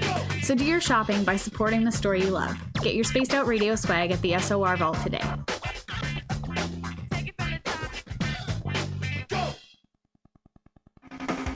The party is always on at the Moose Vancouver. The Moose Vancouver is where you want to be when visiting Canada's West Coast.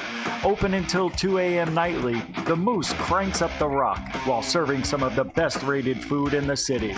The menu starts at $6.95. Why party anywhere else in Vancouver when the Moose is right there? Get your horns up and rock with the Moose, the official party bar of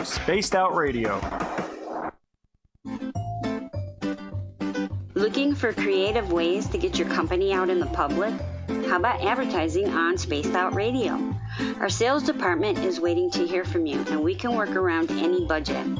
From commercial spots to banners to special promotions, there are many opportunities to get your name and product out to our SOR listeners.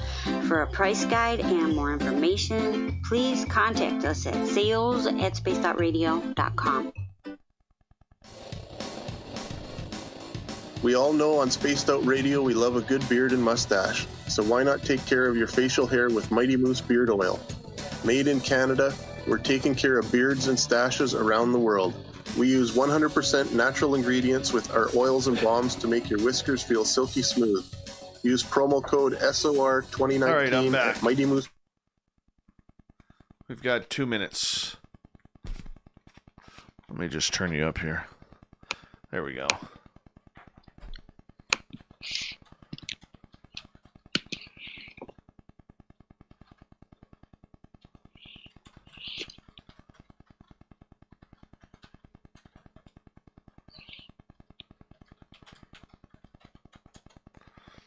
All right. Thank you once again to Aaron, Jenny, and Kimberly for the super chats tonight. Great way to support this show. Excuse me. Another great way to support what we do on a nightly basis is a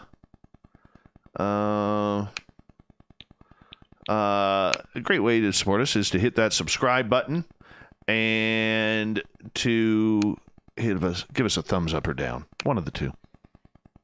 Whatever you like. You can do whatever you want. I'm okay with it. There was someone new in the chat room earlier. Where did I see them? Bhakta Peter. Welcome to the show. Welcome. How you doing, Jay? Holding out? Yep, sure am. I'm not sure how I'm gonna be in the morning. I've got to get up at 6:30, and it is 1:05. Yes, I have to be up at 7. I have to be up at 7. Get my little guy ready for school. Yeah, same here. My daughter's got kindergarten tomorrow. Oh, big day. Big day. Yeah. And she's almost ready to turn 6, and she tells me every day when I pick her up from school that she hates kindergarten. Who the hell hates kindergarten? I don't know. Hold on. Here we go. For all your latest show info. Now, back to Dave Scott and SOR. Third and final hour of Spaced Out Radio is underway tonight. I am your host, Dave Scott. Thank you so much for tuning us on in. We really do appreciate it. And I want to remind you that if you're tuned into one of our terrestrial affiliates around the continent, we really do appreciate your listening ears. And on the digital side, we're proud to broadcast on TalkStream Live and Revolution Radio. Remember, you can check out all of our archives for free by going to youtube.com/Spaced Out Radio. Just do old Davey the favor, hit that subscribe button. The Desert Clam has set the password for tonight in the SOR Space Travelers Club. Schmeggy. Schmeggy is your password. Use it wisely, Space Travelers, as the Clam sets a password each and every night right here on Spaced Out Radio. Our website is spacedoutradio.com, where we have a plethora of features for you, including rocking out to Bumblefoot and reading up on Captain Shirk's SOR Newswire. Follow us on Twitter at Spaced Out Radio and on Instagram at Spaced Out Radio Show. For the final time tonight, we introduce our guest, Jason Offutt. His website, jasonoffutt.com. He's a journalist, a journalism instructor, a paranormal researcher, UFO skywatcher. He likes chasing down Bigfoot in the forest, even though he hasn't seen one. But either way, he's out there trying. He's going for it. Jason, welcome back. Thank you. Glad to be back. All right. I want to talk Bigfoot with you for a second, and we're going to have a little bit of a media look at this, okay? I don't want to get into the politics of whether or not it's interdimensional or whether it's a land-based hominid that has been here for thousands of years but has perfected its own stealth. All right. how do we take this subject mainstream and a little bit more seriously? So that way science jumps aboard, the public jumps on board, and maybe we could get some of these forests protected to protect this creature's habitat. Well, it all has to do with proving the big guy exists. I had talked earlier about scientists, about your professor types not wanting to risk their careers by covering subjects like this. And that's why I'm really impressed with Jeffrey Meldrum from I think it's Idaho State, Utah State, I don't remember, but he's written a book about Bigfoot. He investigated Bigfoot. We need more people like that. Some serious scientists to go out in the field and figure out if the big guy's out there, and once we do, we'll be able to get a handle on how many there could be in North America, and that would be that'd be a way to get them protected in our forests. I think there are some places I think it was Washington State maybe has put Bigfoot on the endangered species list. Yeah, there are certain towns that have that, especially Washington State, that have made it illegal to hunt down Sasquatch, which I think is cool. I really do believe it's cool. Outside of a body, though, there is enough evidence out there, whether it's footprints, whether it's hair samples, handprints. Jeff Meldrum, who you brought up, he has been tracking these species to the point where he believes that he has, due to the dermal ridges on the feet, that he's seen creatures go from small baby Bigfoots to larger of the species now. There's enough evidence out there. Why are we still behind the 8 ball in wondering whether or not this is in the forest? I have long said on this topic that if the amount of evidence that we have to prove that Bigfoot exists, if that type of evidence were used in a murder trial, somebody would go to jail for life. But since it's Bigfoot, it hasn't happened. Yeah, I mean the Skookum cast alone, dear Lord, that should be proof. But yeah, the dermal ridges on the plaster casts, not just people who have researched Bigfoot, but there was a police forensic scientist who worked with the police department in Texas, and that was his specialty. I can't remember the guy's name, but he said this is coming from a real being. This is a real creature here, because there's no way you're going to fake these. And I mean, that's some pretty solid evidence. What I think probably that we've already proven it. I'm getting more to believe, because usually the DNA evidence that is collected, I mean, it'll be this is a bear, this is something else, but a lot of times they say it's people. The evidence has come back, it's human. There's some problems with it. There's some anomalies in it, but overall, this shows that it's a person.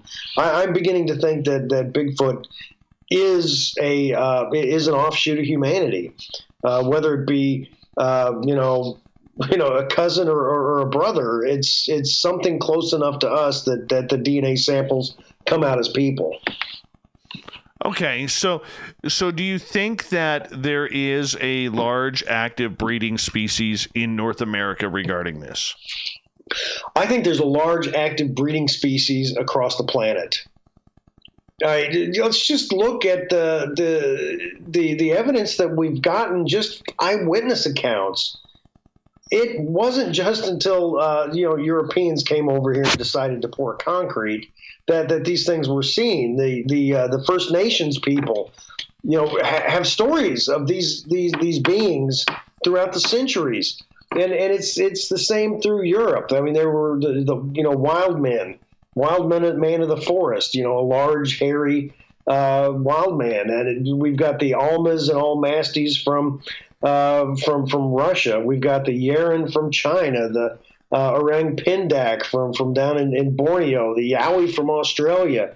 There have been stories for years in the Congo around the Billy Forest, B-I-L-I, of a really large chimpanzee that acts like a gorilla, has been known to kill and eat leopards and howls at the moon. And of course, science thought that was hilarious. These local people anywhere, they don't know what they're talking about until they discovered what the people of the Congo were actually describing is true, and we've got the Billy ape, which fits that fits that description.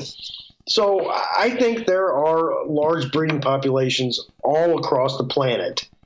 Why we haven't captured one, I have no idea. You know, I talked to Alex Mistretta, a researcher out of Los Angeles, quite a bit, and he's traveled to the Congo looking for Mokele Mbembe, and he's seen the signs of it, the footprints that are fresh, everything that is kind of going through. He is convinced that this creature exists. You know, is it a plesiosaur or whatever? You know, I mean, when you think of creatures that big, or you hear people on the East Coast still having Thunderbird sightings, do you think that we are actually having these creatures, even Bigfoot, happen? Or do you think that maybe there's just this moment in time that steps back in time to give us the experience of having a sighting of these creatures? Okay, yes and no. I mean, because you'd mentioned you didn't want, and I don't want to get into interdimensional Bigfoot either, but there are explanations like that to me that could be possible, but I would like to look at more terrestrial solid evidence first before we start going in window areas, rifts in time, because Bigfoot makes more sense to me as a North American ape. Mokele Mbembe makes more sense to me as a surviving sauropod dinosaur, like an Apatosaurus is what the descriptions are. It's the same with Thunderbirds and pterodactyls that people have seen. I have no idea why there couldn't be pockets of these creatures that survived extinctions. We find things all the time. Why couldn't there be dinosaurs? And where else could they have survived? I mean, in the Congo, that's a great place to have survived. The extinction, or the Amazon area. So I think that these creatures very well could still be out there.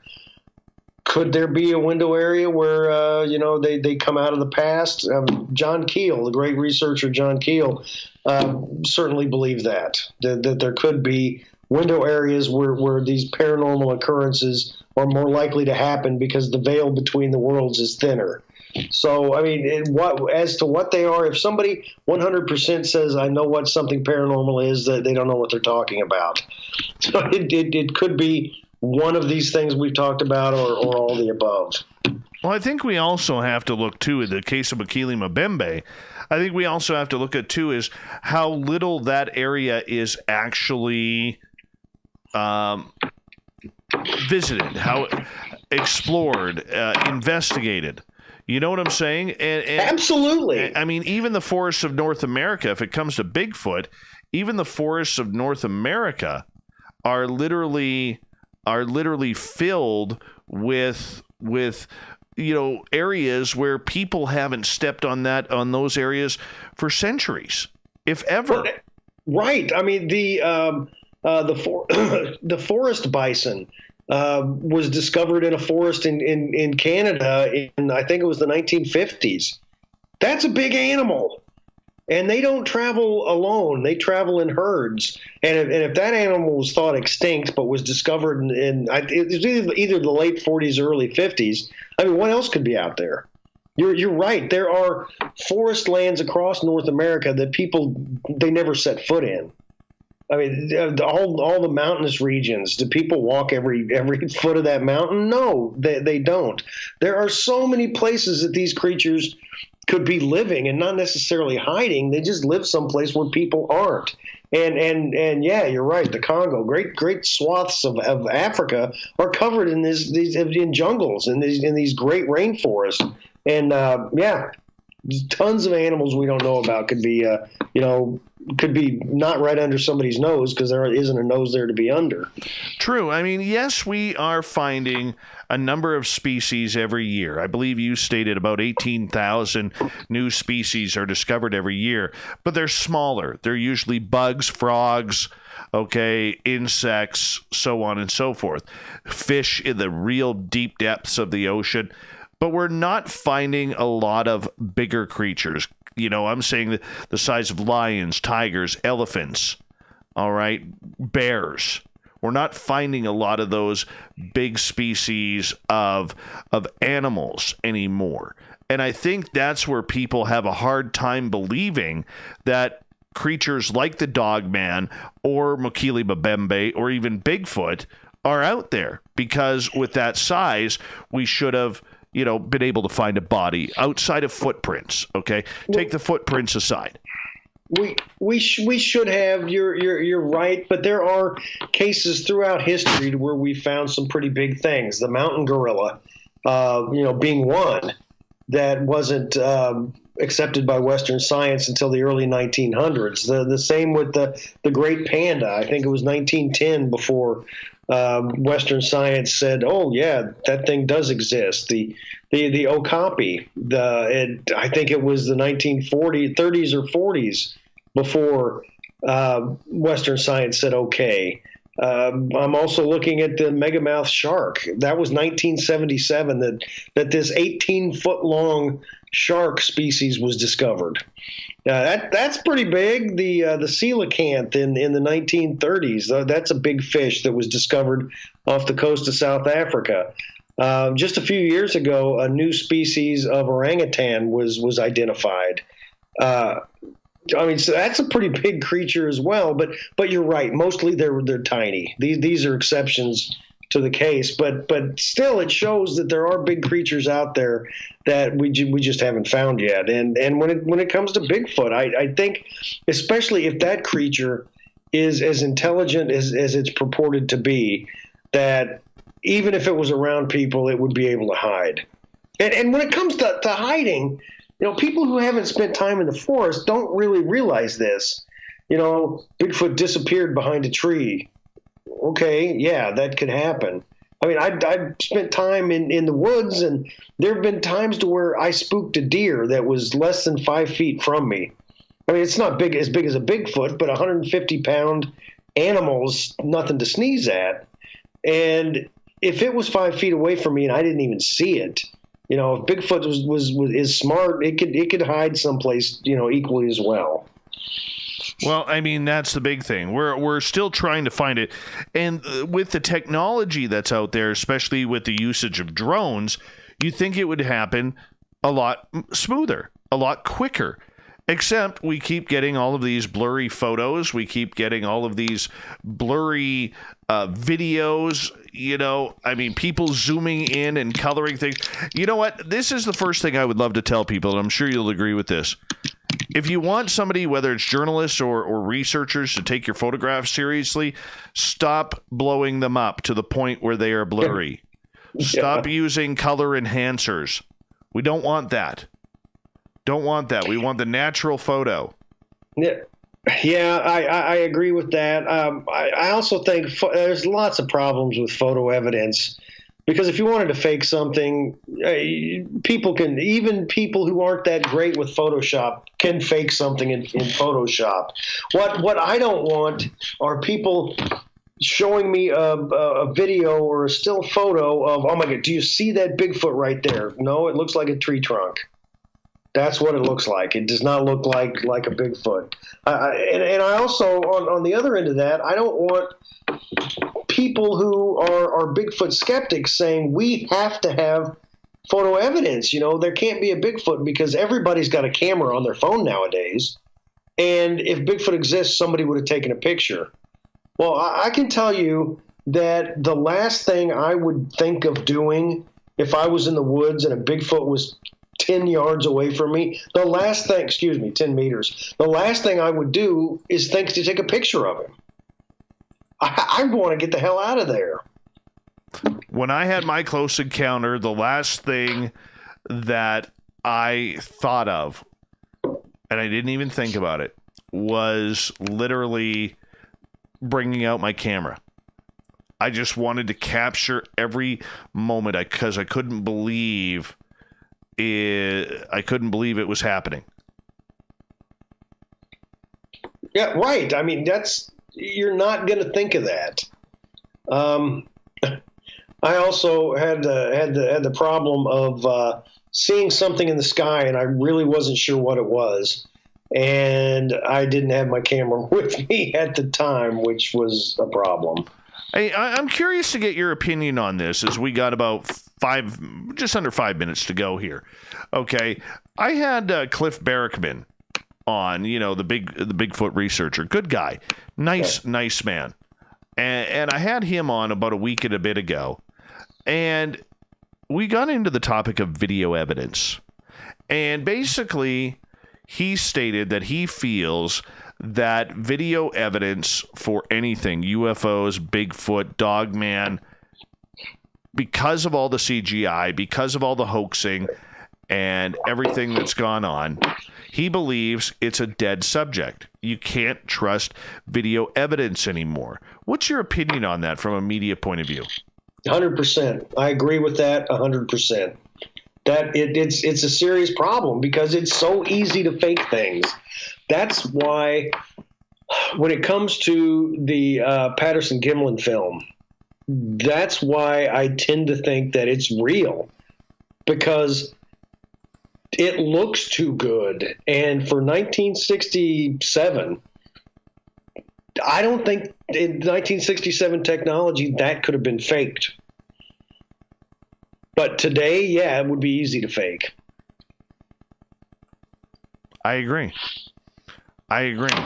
So with video evidence today, if we can't use video, if we can't use photographs, how the hell are we supposed to get evidence outside of a body?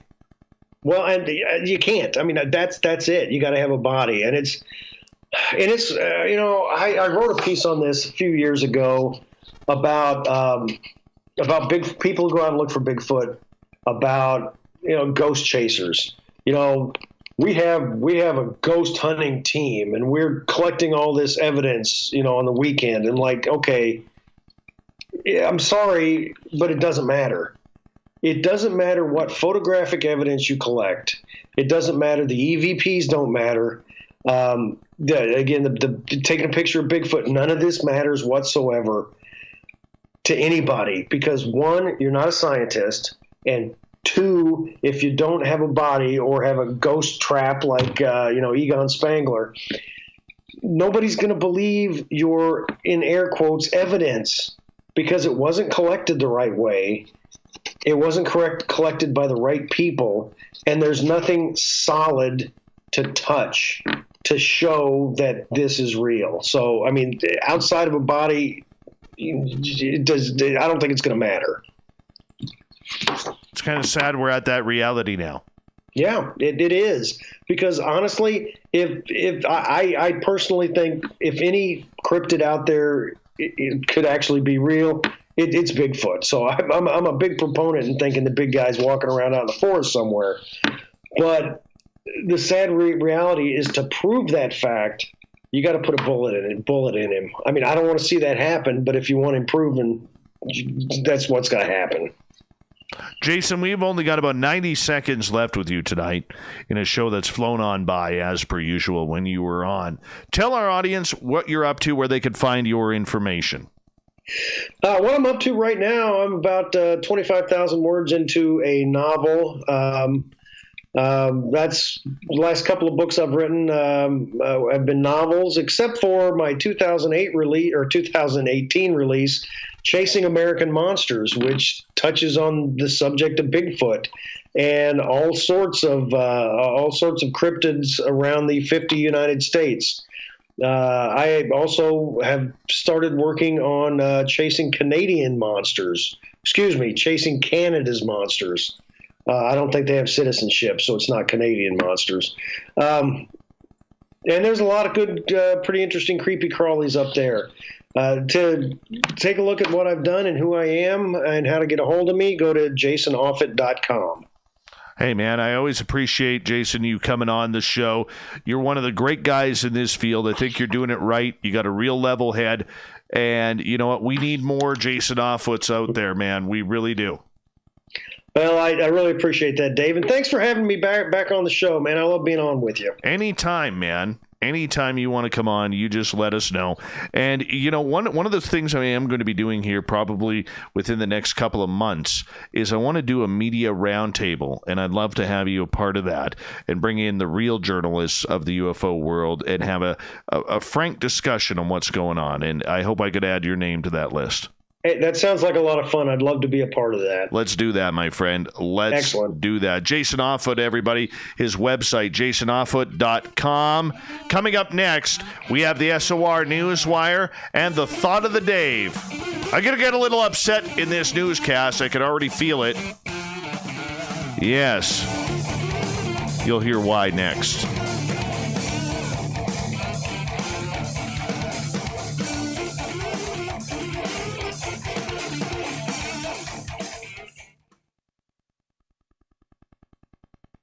All right, we're clear, dude. Hey, good show, Jay. Let's give you a few claps here.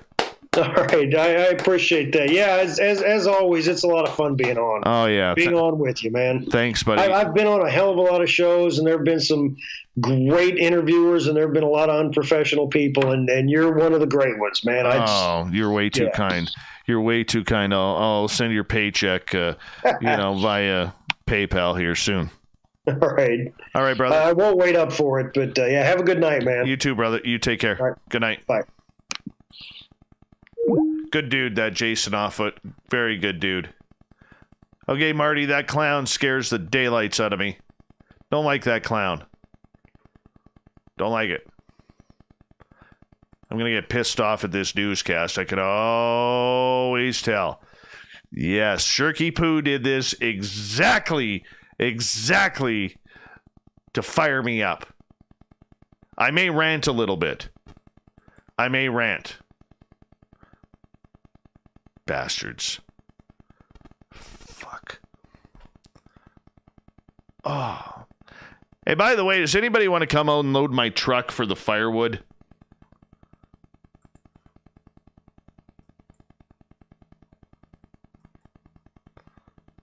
I forgot to. I was so tired when I got home this afternoon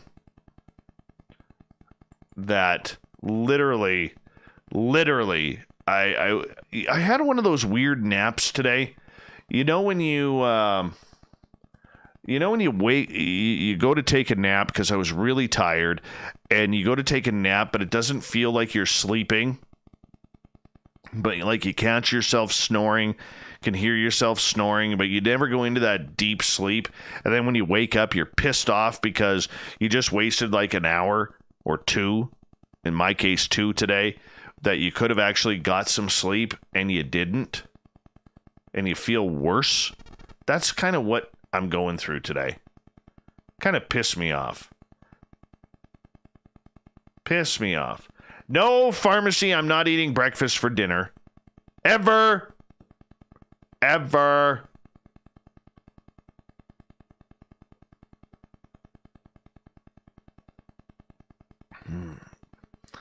You people are wrong.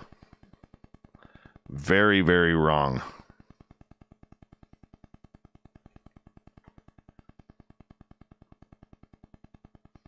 I will unload it tomorrow. The good news is Saturday night and Sunday, my side-by-side is fixed, and I'm going riding. I'm going to go riding. I'm going to waste a lot of gas in the forest, and my little guy and I, we're going to go out for a long, long ride. We're going to go see if we can find some Bigfoot, some wolves, some grizzly bears, some moose, maybe some grouse. I like gross. Oh, with 2 minutes left, I need your help, YouTube. I totally need your help. Okay. And Corin's the booking guy. Actually, I don't know. Shirky Poo, I know you're listening. All right. And if you're up to it, I need you to stay awake. Okay. If not, Corin's the booking guy.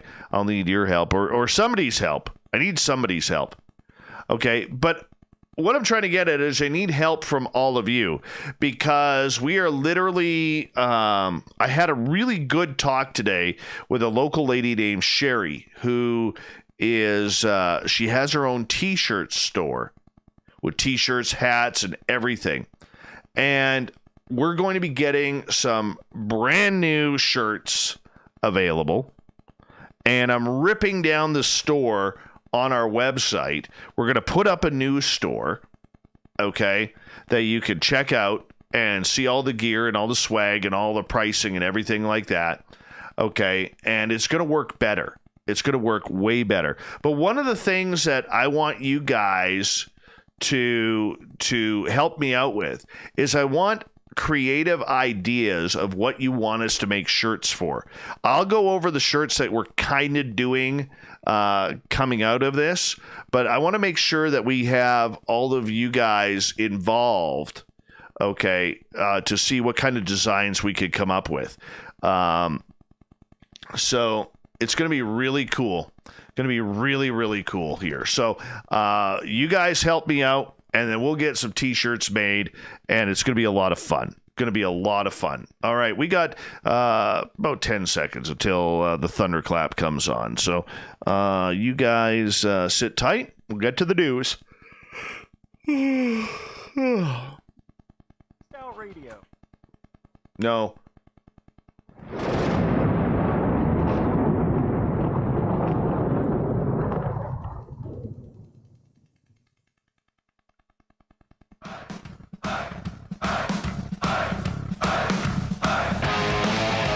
We rounded third. We're heading for home tonight on Spaced Out Radio.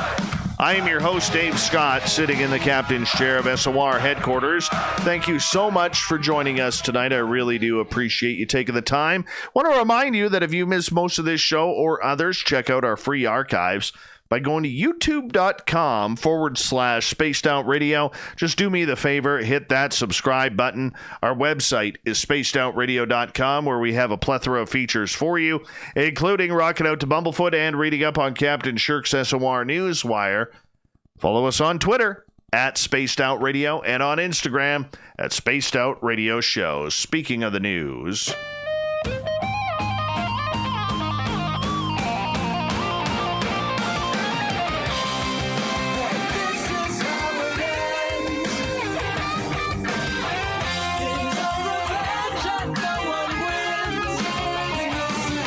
the news is always changing, which is why we bring you the SOR Newswire at the back end of every show. We get to the weird, the strange, the wacky, and sometimes, well, breaking news. Yes, on Twitter, President Donald Trump and First Lady Melania Trump have announced they have both tested positive for coronavirus. The president went on Twitter shortly before 11 a.m. or 11 p.m. Pacific, 1 a.m. Eastern to state that at FLOTUS and I have tested positive for COVID-19. We will begin our quarantine and recovery process immediately. We will get through this together. Yes, we are just learning. Apparently, there is a chance that he got this virus from one of his campaign people, one of his personal aides. Okay. And we're just learning about this. And yeah, Hope Hicks is allegedly the one who has given the president and his wife coronavirus. So we're learning about it. We're checking it on out. Stay tuned. All the major news outlets will have that as well. Next, I'm going to tell you right now, this is a weird story. Fee Stubblefield was doing rounds on September 12th, checking his cattle as he normally does on the Dixie Ranch Road outside of Ukiah, when he saw something in the thicket. He approached it, peering closer, as his eyes made out the body of a dead cow lying on the side in the dirt. At the moment, I didn't think anything of it, Stubblefield said, because he's a farmer. He's seen this thing before. But then, he says, when I looked closer, it just didn't look right. The skin around the cow's mouth was sliced away. Its tongue, glands, and sex organs had been cleanly removed. A piece of the cow's ear was cut off and placed on its neck. It was a very unusual cut. There was no blood. He found no footprints or tracks or evidence of someone traveling through the area. Stubblefield first thought that this could be the work of wolves, so he called authorities to get some answers. But according to Stubblefield, the Oregon State Police responded to the scene on September 12th and confirmed it was a mutilation kill. We got lucky because we found the cow within a couple of days of when it had been killed, so it really yielded some good photos and hopefully some good evidence, he said. What's more disturbing is now that we've identified this as a mutilation kill, we've actually discovered we've had two other ones. Stubblefield raises cattle as a part of a small ranching operation between Pendleton and Ukiah. He said that the other two potential mutilations occurred within the last 6 months. This guy's got aliens. Complete aliens. Anyways, one was a cow of his own that was found in an extremely remote location unconnected to the site, while the other one belonged to another rancher. That cow was found on Stubblefield's property. Neither were found as timely as the one discovered on September 12th, he said, but the Oregon State Police were informed of them and an investigation is underway. The scene Stubblefield stumbled onto shares some disturbing similarities with thousands of other cattle and livestock in the western U.S. that have been mutilated and left with little to no evidence of a suspect or motive. In each instance, the cattle are usually found with their tongues and genitals carefully removed without signs of a struggle. In the 1970s, hundreds of these reports spurred an FBI inquiry into the phenomena that was largely unsuccessful, which the agency chalked up to a lack of jurisdiction where the cattle were found. In July and August of 2019, the reports of 5 bulls mutilated in Sylvie's Valley Ranch in Harney County grabbed headlines across Oregon, and another mutilation was later reported at the border of Lake Deschutes counties in September of that year. You know what would be perfect for this farmer? And this isn't an ad for Skyhub or anything, to get one of those Skyhub trackers. Now that this is happening on his property, it's happened 3 times. Wouldn't it be great to get some footage to see if there is something in the sky that is doing this? This is perfect for Skyhub. Perfect. Anyways, theories around cattle mutilations and their culprits have ranged from UFOs and aliens to government conspiracies and satanic cults, which Stubblefield isn't subscribing to. He says, I'm a believer that this is a little bit more practical and this is criminal behavior, he said. With that in mind, Stubblefield is asking all ranchers and residents in the area to be on the lookout for additional mutilations or suspicious activity. Those with information or come across anything similar are encouraged to call the non-emergency line for the Pendleton office or the Oregon State Police. Now, I got to take a sip of water for this one. Hold on.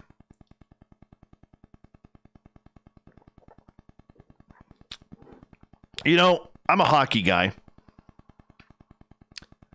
and I hate the rule changes. I can't stand the NHL anymore. I think it's become shinny hockey, like soccer on ice.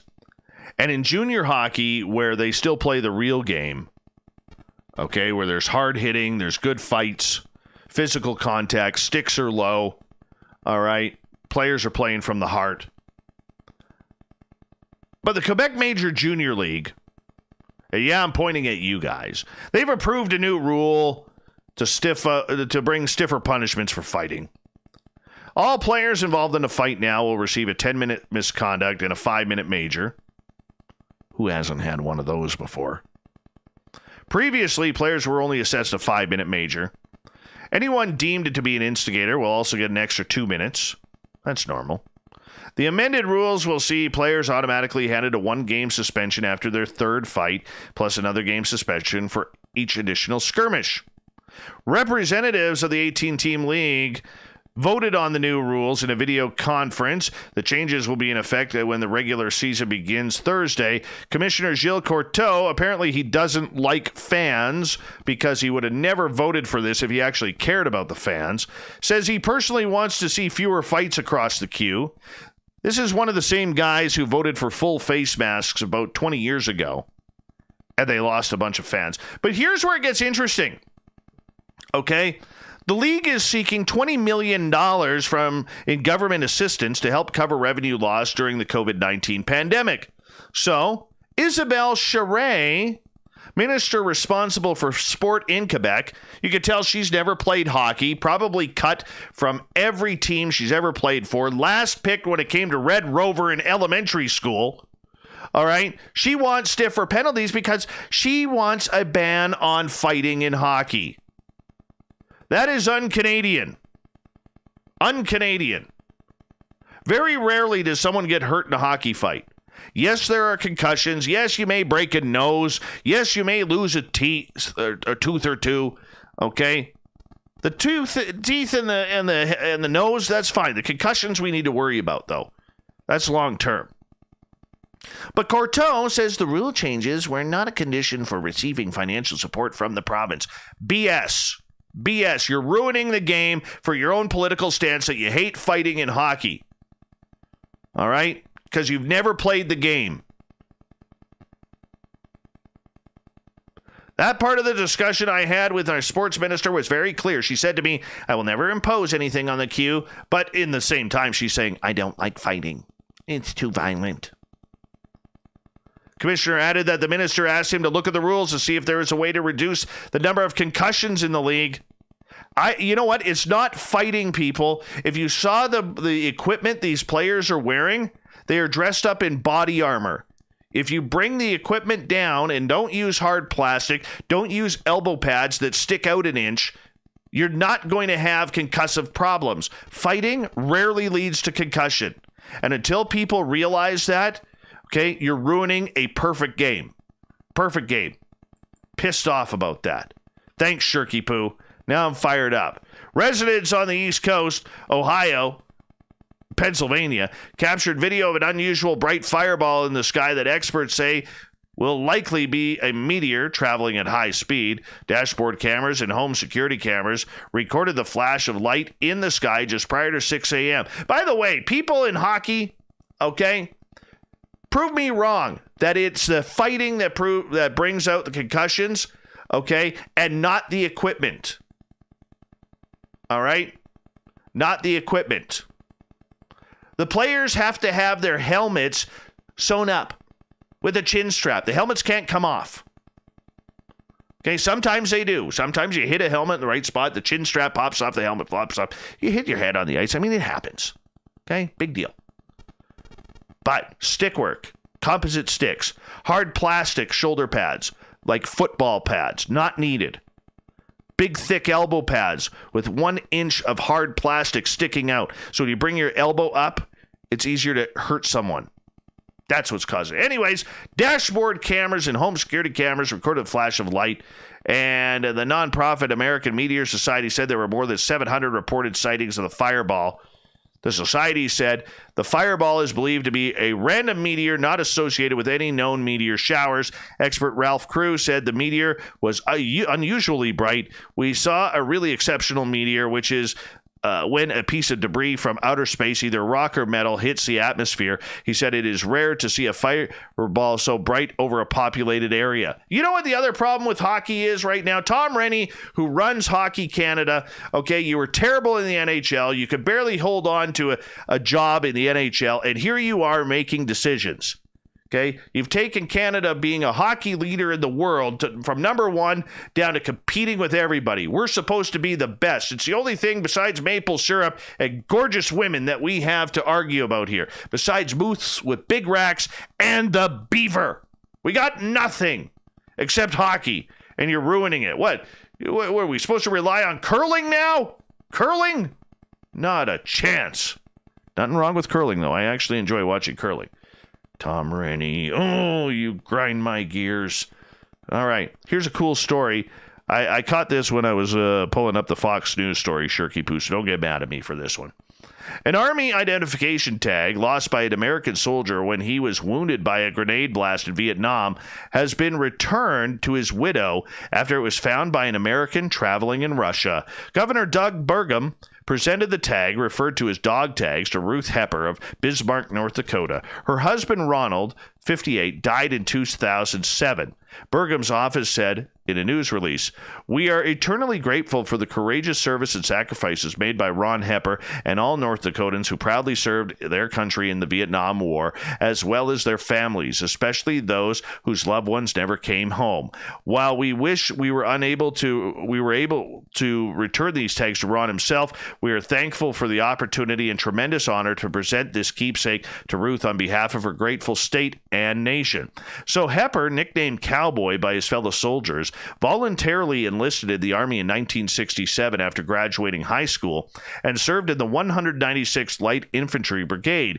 He had been in Vietnam a few months on June 11th, 1969, when he was injured by a hand grenade. The blast blew off his boots, where he placed a set of dog tags.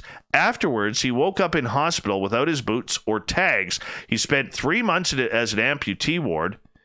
amputee ward, but doctors were able to save his legs, which were filled with shrapnel. He was awarded the Purple Heart and returned home to Isabel, South Dakota after his military service. Hepper and his wife moved to Bismarck a few months before his death to be closer to relatives. An American came upon the tag while traveling in Russia, the release said. It did not specify when it was discovered. The person purchased the tag from a vendor in Moscow and delivered it to the American embassy, which forwarded it to the Department of Veterans Affairs in Washington. VA records reflect that Mr. Hepper served with great distinction and sacrifice during the Vietnam War, VA Assistant Secretary James Hutchinson said in a letter to Ruth. The opportunity to return the tag is extremely meaningful, as VA and the Department of Defense are currently honoring the heroes of Vietnam-era veterans and their families. You know what? We have a number of Vietnam veterans who listen to this show. I want you guys to know we love you. We absolutely love you. We will never forget you. You guys are just as important and just as proud as every veteran who listens to this show. And we absolutely are so proud of everything that you do. So thank you so much for your service. In 1987, in the South Dakota portion of the Hell Creek Formation, Stan Sackerson discovered a set of bones belonging to what paleontologists originally believed to be a Triceratops. But the dinosaur experts were wrong. After storing the specimen away for years, paleontologists properly identified the bones as those of a T-Rex. And now they could be yours. This stuff always comes on the market when I am broke. All right, so Stan is what they named the T-Rex.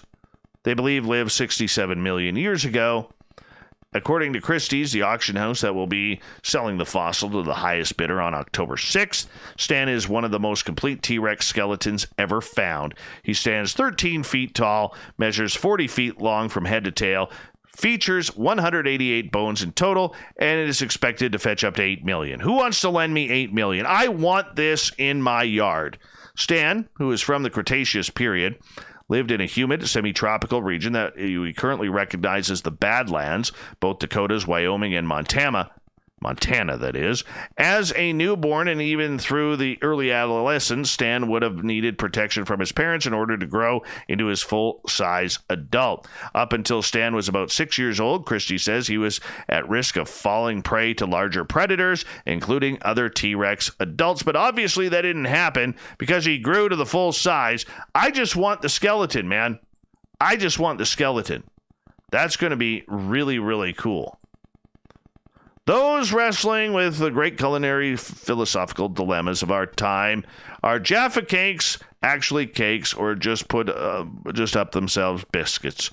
Is putting chorizo in paella really an act of gastronomic terrorism? Well, there's been a judgment when it comes to Subway. Courts have ruled that the bread served at Subway, the U.S. chain that hawks giant sandwiches in 110 countries and territories, could not in fact be defined as bread because of its high sugar content.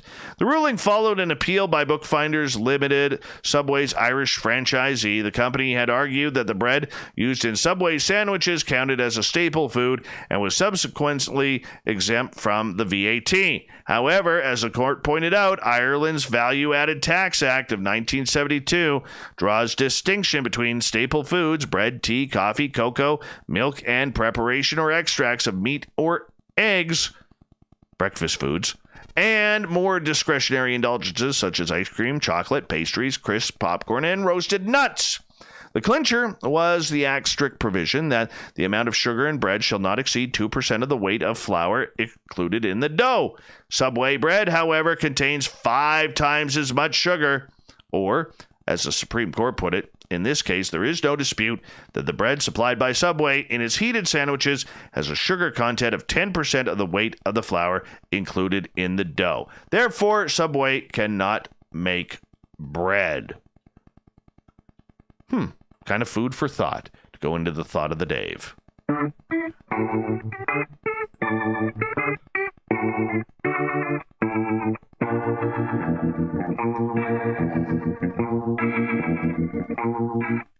Thought of the Dave happens every night at this time, where we ask a question on our Facebook and Twitter pages, then read your responses on the air because we love the audience participation around here.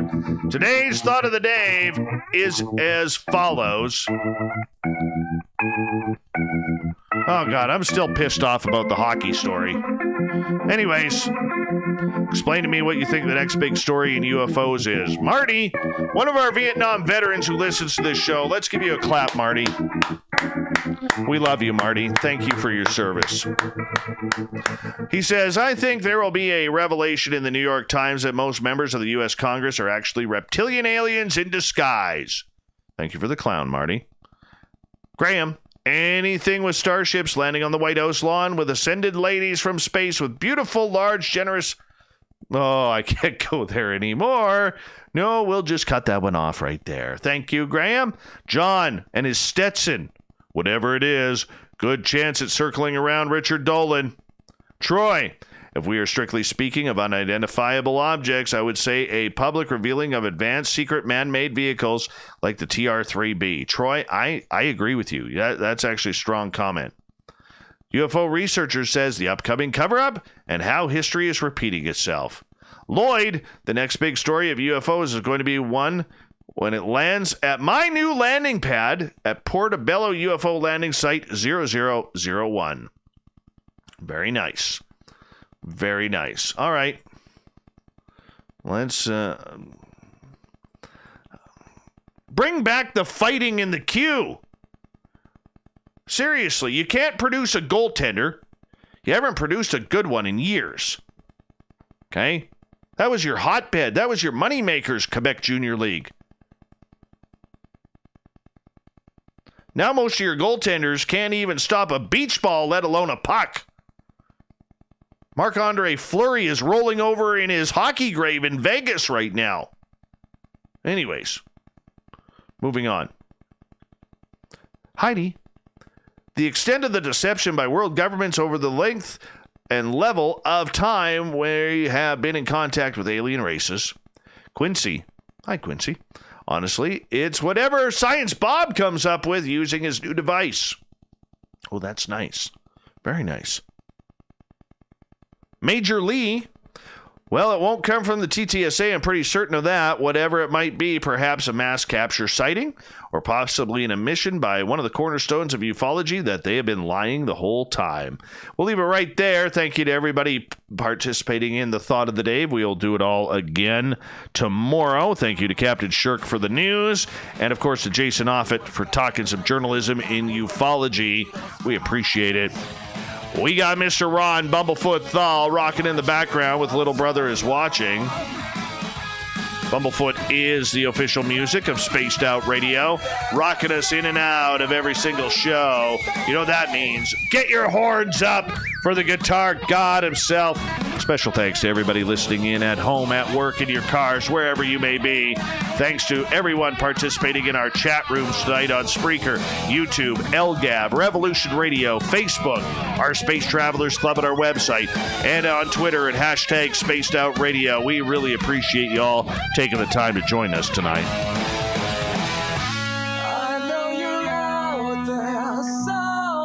Remember, this show is copyright by Spaced Out Radio and SOR Media Ventures Limited.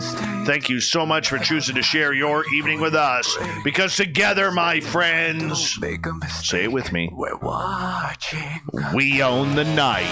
Mr. Bumblefoot, we need a favor. We need you to take us home.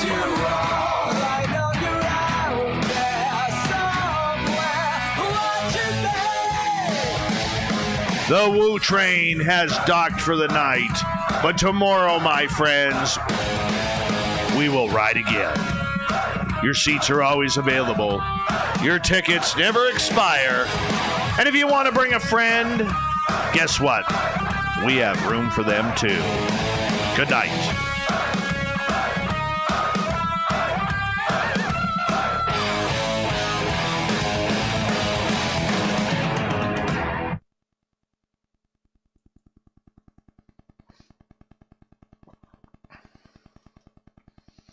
Goddamn Q. Oh, pisses me off. I know Shirk put that in there just to fire me up too. Right? She couldn't find one of them stupid Guinness Book of World Records things for today. So she's like, how else can I screw Dave over? I'll get him. I'll get the prick fired up, she says. Yeah, let's bring in some hockey. Get rid of the fighting. Oh, by the way, I already made a comment on the Q's Facebook page telling them they're a bunch of idiots. Morons. Heathens. Ruining a good game. Ruining a good game. I know Shirk is sitting there laughing. I know she is. Yeah, look at this comment. She goes, I did it on purpose. Of course you did, Shirky Poo. I did it on purpose. Look at me. I'm Shirky Poo. Uh-huh. Just for that, we're going to get a bobblehead made of you, Shirky Poo. Bobblehead. Fired up. By the way, thank you to Brutus and Teresa for the super chats tonight. Really do appreciate that. Thank you so much. It's really kind. $1 for Brutus, $1.99 for Teresa. That is really, really cool. Really, really cool. Hold on. What did Corns, the booking guy here, say? Okay, I'll be right back. I got to deal with this.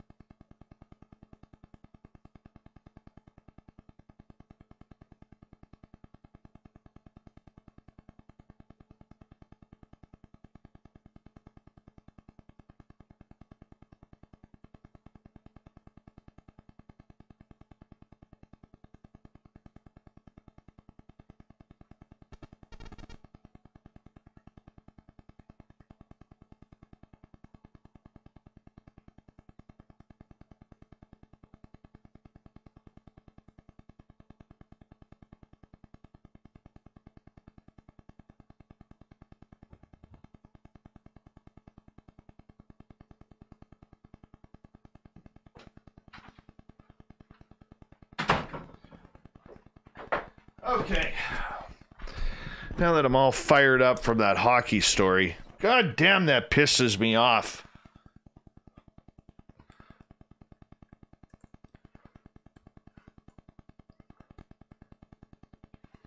Absolutely pisses me off. These are the days I wish I was still in sports media. Angers me. Completely.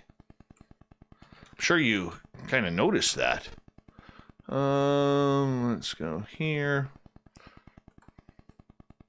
We're going to quickly edit this show, and then we got to get some t-shirt ideas for you guys. Or from you guys. Yeah, I had a really good conversation with my good friend Sherry today about it. And I'm very much looking forward to doing this and working with her. So our goal is to create some t-shirts that are fun to wear.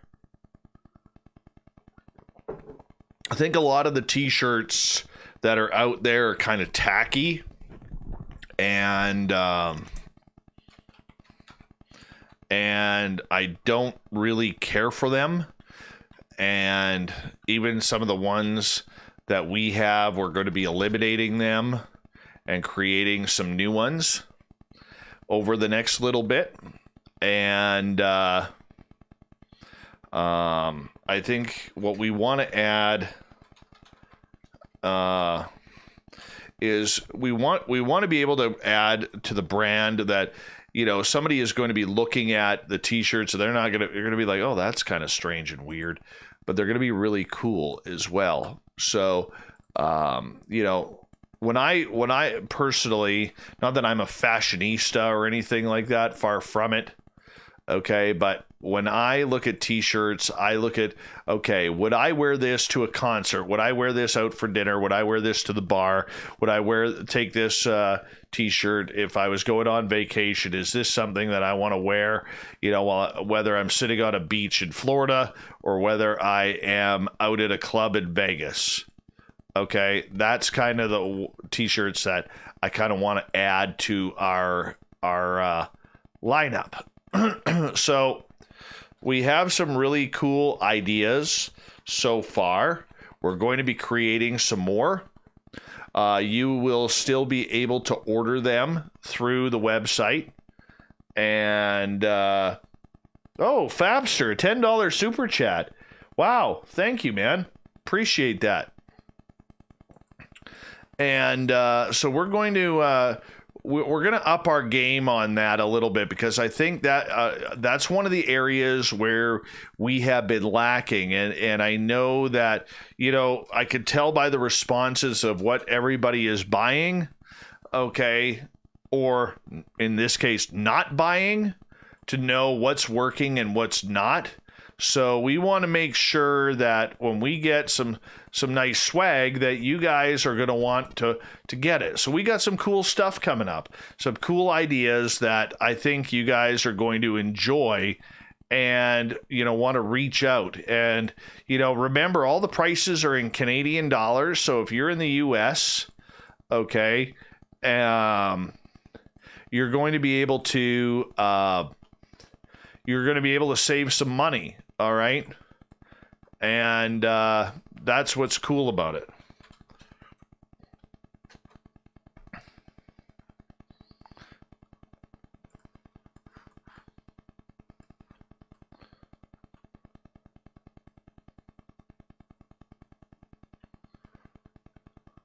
I can't really read the responses right now because I'm just quickly trying to get the whole editing side down. And then once I get the editing side down, I'll be writing down some ideas here, okay? So just save... holy cow, Teresa. Thank you so much. I love you. You're amazing. Thank you. Second one from you tonight. Really appreciate that. You guys are amazing. You treat me way too well, people. Way too well. Is that it right there? No, I think that's it right there.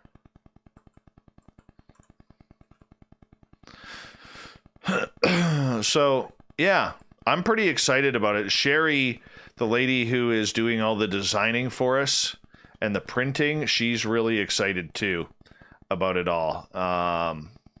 She loves this kind of stuff, and she's like all in. She's like, absolutely, I want to do this.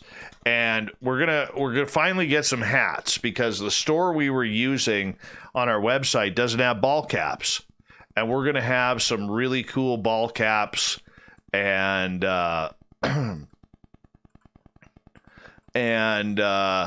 know, we're gonna be able to.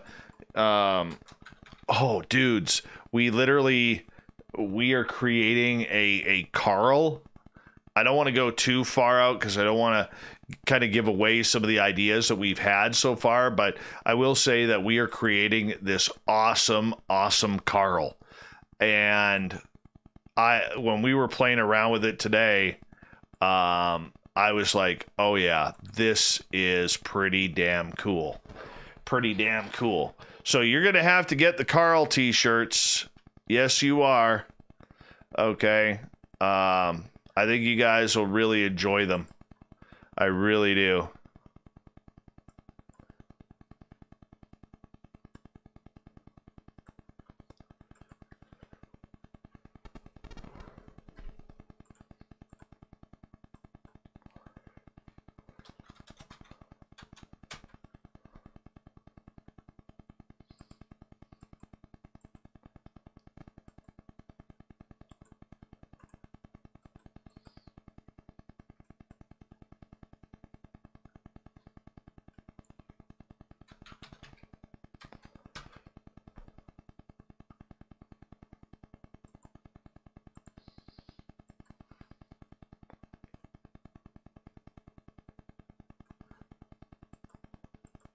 I'm almost done here.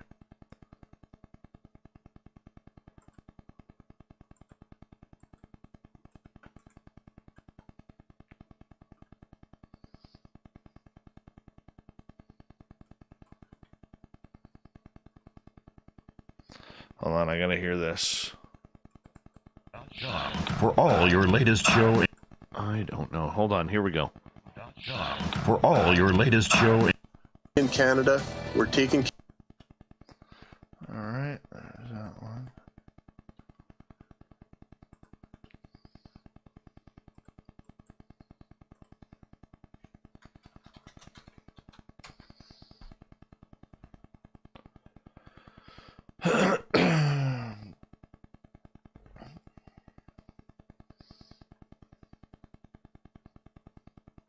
No, I will not be doing masks.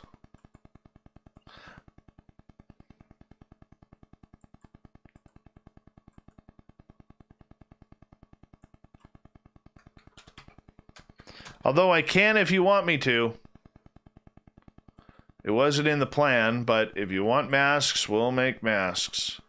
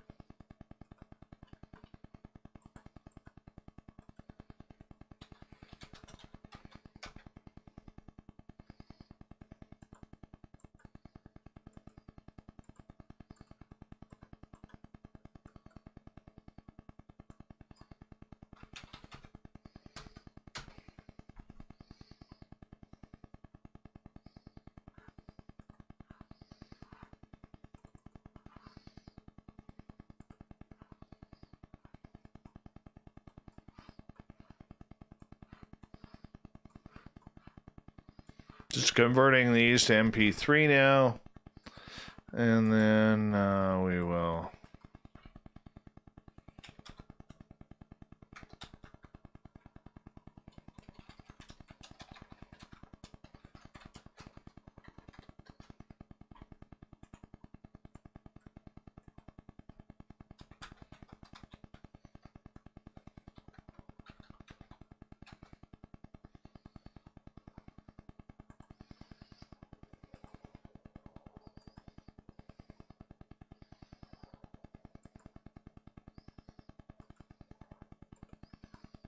Our Keith Andrews tomorrow night on the show.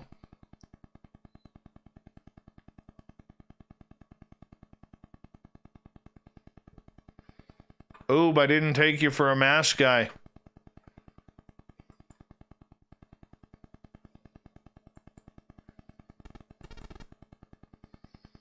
Hey, D. Swigger, how are you?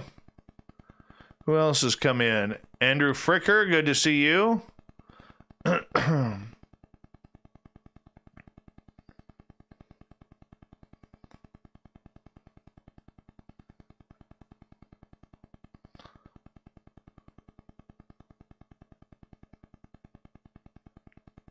It was fun fighting Fapster. No, unfortunately, there are no videos out there.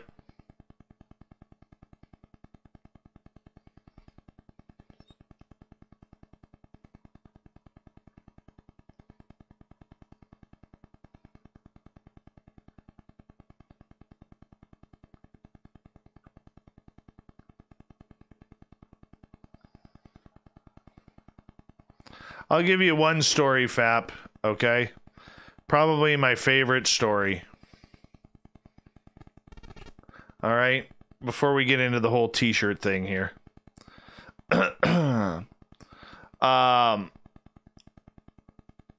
So one time I was playing defense. I took a penalty. I go to the penalty box. They score on the power play. Come back out, join my defensive partner on the ice. The puck, after the face-off, the puck comes across the blue line. Linesman calls it down on an offside. And as he calls it off on the offside, this big guy brings his stick up and cross-checks me right across the face here. And that hurt. That hurt. Now, I wore a mouth guard when I played. And so, you know, thank goodness that protected my teeth. So the entire time the puck drops, we're on the power play. Okay, our guys break into the offensive zone, and I'm lipping off the guy across the ice who's in the penalty box because he got a penalty for high sticking. And as I'm yapping at him, go figure, I'm a mouthpiece, right? As I'm yapping at him, I hear the whistle blow. And I look down the ice into the corner, and there's literally a line brawl happening on the ice. So I quickly skate down there, and the linesmen have this one guy tied up, and I'm trying to wiggle him away from the linesman. And he looks at me, he goes, dude. He goes, what the fuck you doing? I don't fight, man. I'm a goal scorer. I don't fight. I said, I don't know. I said, maybe you wanted to go, and I thought you might want to. So I'm like, okay. So I have nobody to fight with. I'm kind of in the mood. So what does old Davey do? My buddy Kirk likes telling this story. What does old Davey do? Old Davey decides to skate down to the penalty box, and I'm about 6 feet away from the penalty box. And I skate over to the guy, and I say, it basically called him a meathead, and said, dude, keep your stick down. You nearly took my teeth out. And he takes his stick outside of the penalty box and puts it about, this far from my face, right about here. And he goes, get the fuck out of here, otherwise I'm going to take your head off. So that was enough for me. I took my stick and swung it at his, knocked his stick out of the way, and I said, let's go, come on out. He goes, why don't you come in? So I said, okay. I threw my gloves in his face, and I'm on the ice. He's in the penalty box, and we just started brawling, him and I. It was a good time. And he grabbed a hold, as we're throwing punches, I'm landing some really good shots. He's barely getting anything. He's more pulling on my jersey, and I'm just smoking him in the face as hard as I can. And he grabs a hold of the back and grabs my jersey, and my shoulder pads come off. Now all of a sudden the linesmen are around us, the referees around us, all the players are around us. And I wiggle out of my gear somehow, because I always wore my straps on my pads like really loose. And I wiggle out of my gear, and because literally he's pulling me into the penalty box and my feet have left the ice. So I wiggle out of my gear and I just pound him with another 3 shots before the referees break us up. That was good times. Good times. You know? Yeah, I miss those days. It was good stuff. Yeah.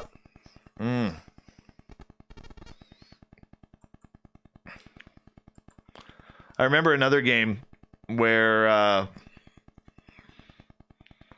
trying to fight this guy because he had called my buddy's girlfriend the C word one night at the bar, and that didn't take well to me. She's a nice girl. So I figured, well, I said, why don't you guys show up at the game and I'll tune them up for you. How about that?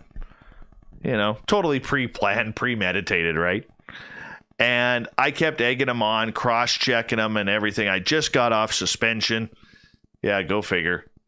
And I just got off suspension, and here I was, you know, trying to fight this guy, you know, because I liked my friend. Turned out to be a real asshole afterwards, and I don't talk to him anymore. But nonetheless, back then I did. And so anyways, about 3/4 of the way through the first period, his little brother skates up to me, and he goes, "My brother doesn't fight. What's your issue with him, man?" I said, told him what happened. I said, I'm going to do him. I gotta do it. And he goes, well, he's not going to fight you. He goes, but I will. I said, okay. So I said to the kid, I said, look, I just got off a suspension. Just give me a little bit here. I said, let's play some of the game, and then, you know, we'll see how it's going. If it's a close game, we won't do anything. If it's a good game, if it's a, you know, starting to be a blowout, we'll figure something out. He goes, yeah, that's fine. You know, so second period, we're up 4-1 midway through the second period, and there's a face-off draw, and I look at the guy, and him and I line up on the face-off. And I look at him and I said, right before the face-off, I said, hey, you ready to go? He goes, yeah. I said, awesome. Where'd my audio go? Where'd it go? Where'd that go? Ah, oh, damn it. I put it all in there. Oh, man. Oh, well. I just go like this. Shoved it in the wrong one.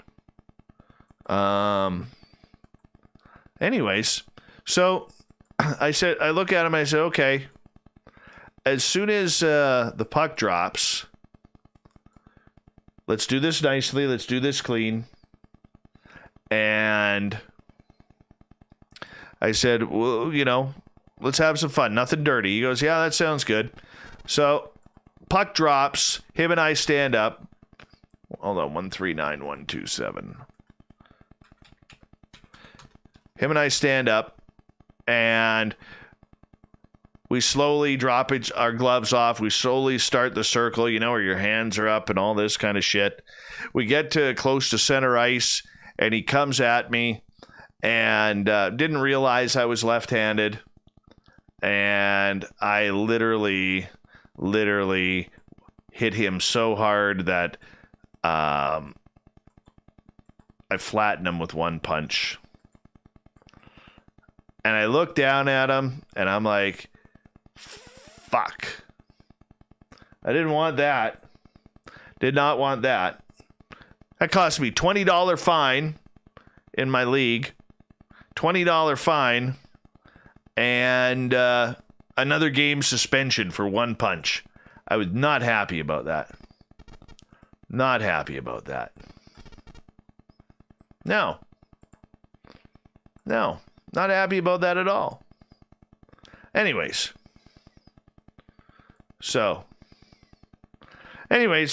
T-shirts. So, I'll give you a few hints. I'm not going to tell you about the designs, but I'll give you some hints of what we're doing. We have a Bigfoot t-shirt coming out. All right. which you're going to see like Bigfoot coming out of a portal, which is going to be really cool. We have a Woo Train t-shirt coming out. Because, you know,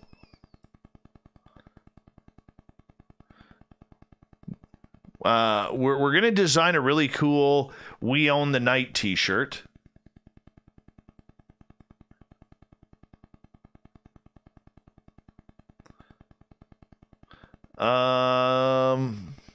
We're making a Carl t-shirt. We're going to make some really cool hats, too. Some SOR hats, a Bigfoot hat, and a Carl hat. So we're going to take care of that as well. What was the other design that we talked about?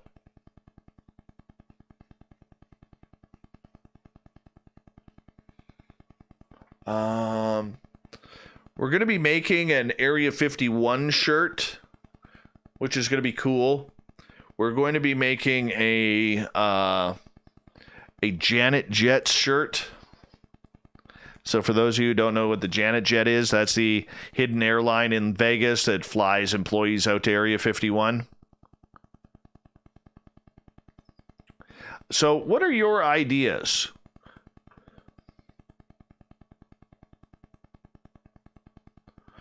Oh, the word peak out of the... Hold on, t-shirts. Peak out of train smokestack.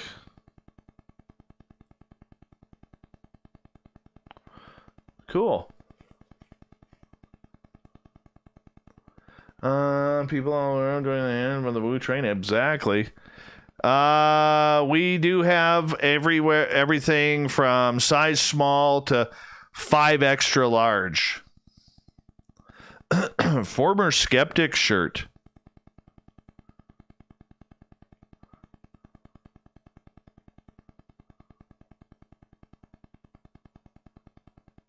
Cool. That's a good one.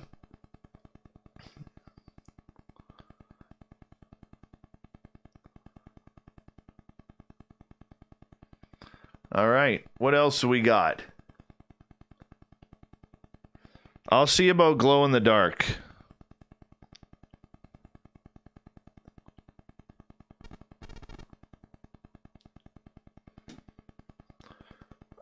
Plethora shirt, plethora drink. We had one of those before. Actually, it was ugly.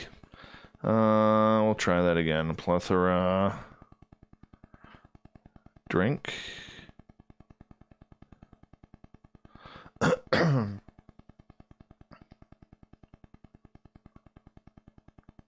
We do have the Peak Woo t-shirts.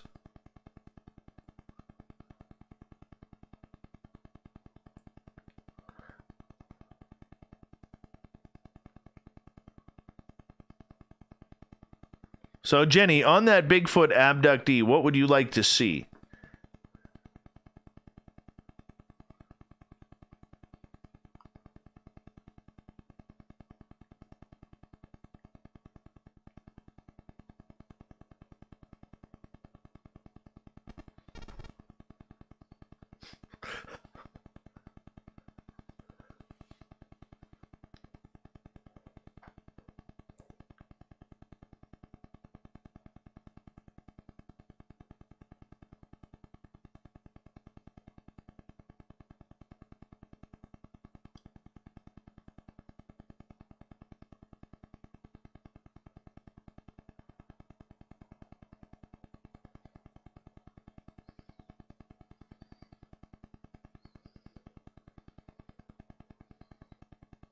Bigfoot piloting UFO.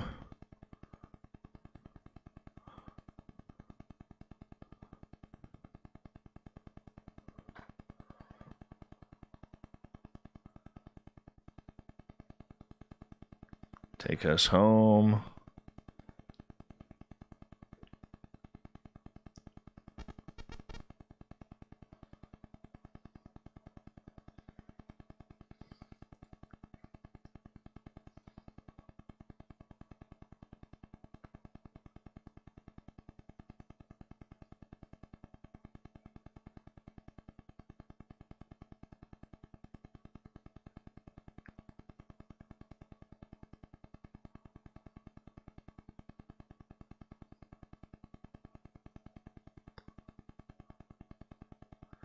Can't use the ET thing. That's kind of copywritten.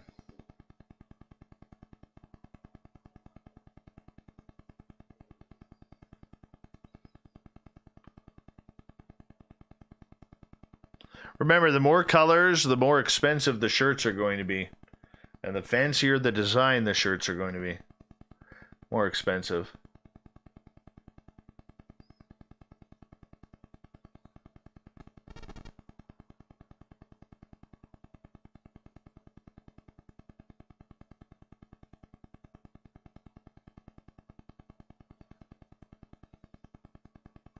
I can't use Bumblefoot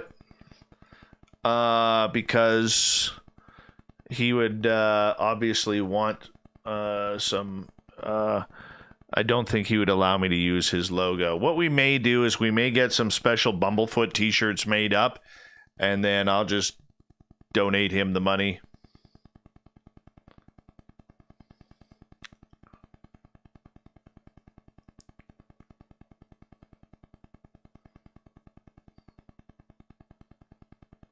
Bigfoot metal horns.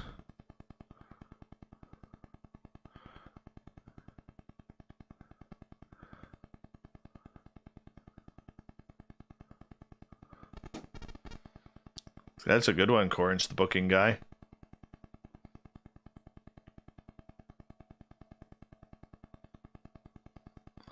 The We on the Night shirt should have a tree line at night with multiple eyes shining through. Oh, that's cool. We on the Night tree line with eyes.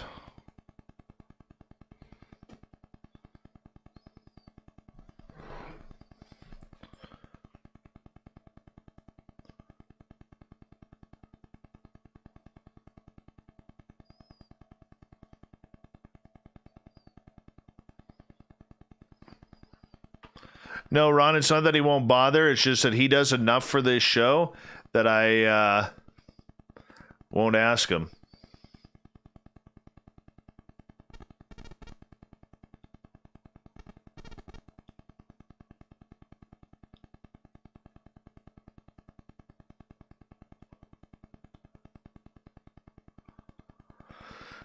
That's why.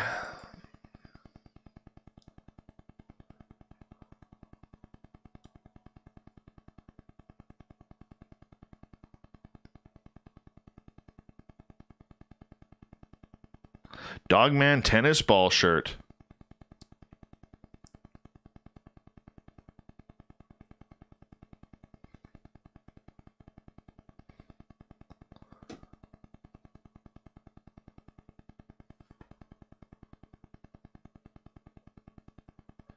What I want is like, okay, so it's not just about doing the monsters. We have to be able to, what I want is I want to be able to make like obscure type t-shirts, okay? Give an example. One of the I'll give up one of the ones. What we're doing is we're getting a gas pump that says Area 51 gas, and on the pump it reads Element 115 with the hose attached to the UFO as it's filling up.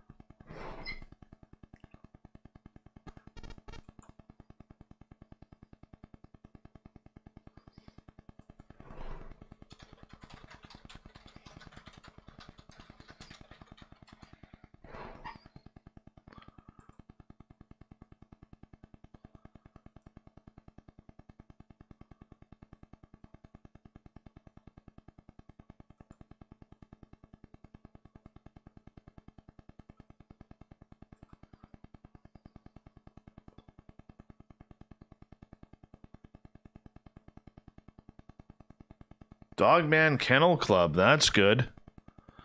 Dogman Kennel Club. I like that. Thanks, Flesh Wound. That's awesome. Loch Ness flying through the air. Loch Ness flying.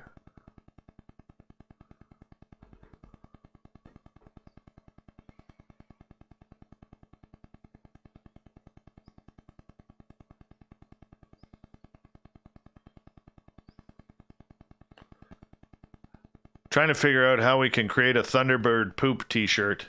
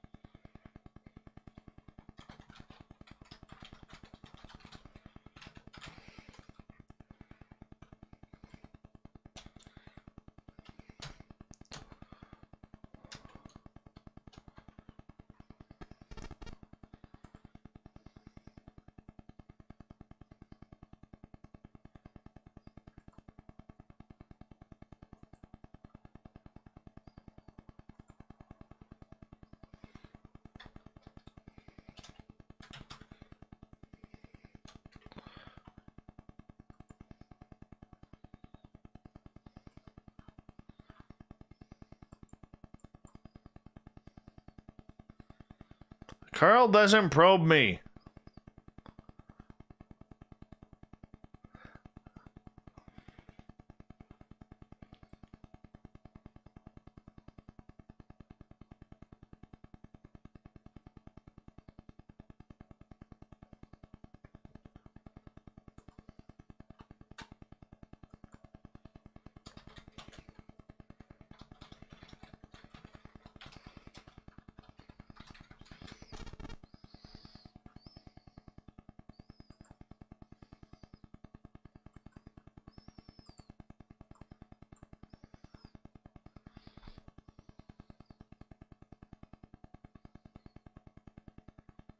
Oh, that's a good one.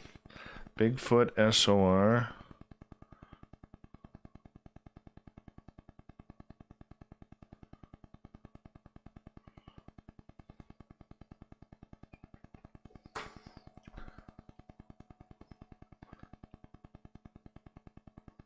No. Don't want my face on anything, man. This isn't pretty. This isn't pretty.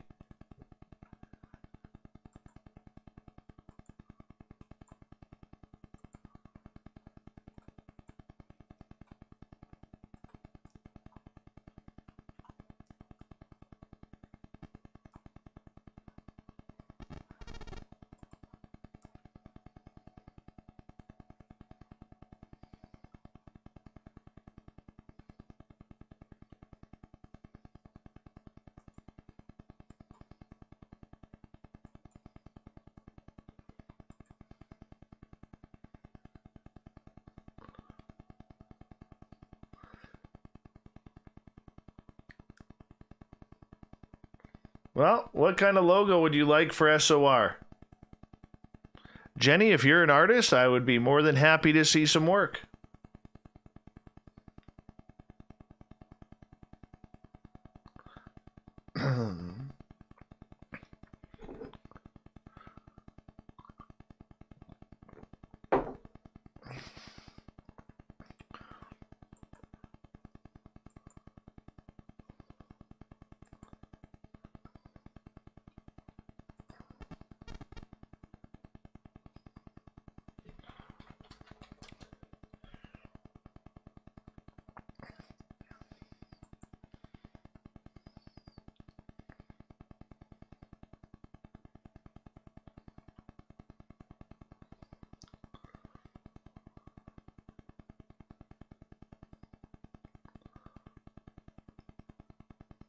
It's kind of what we're doing with Carl, Larry.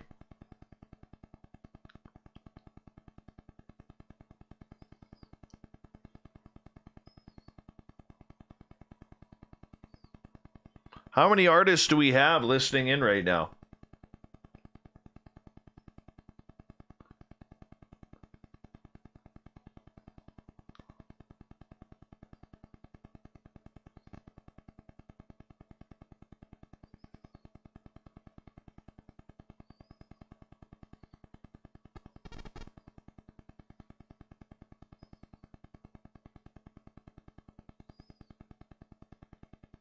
Who can put it on computer, Ron, and design it and send it over to me?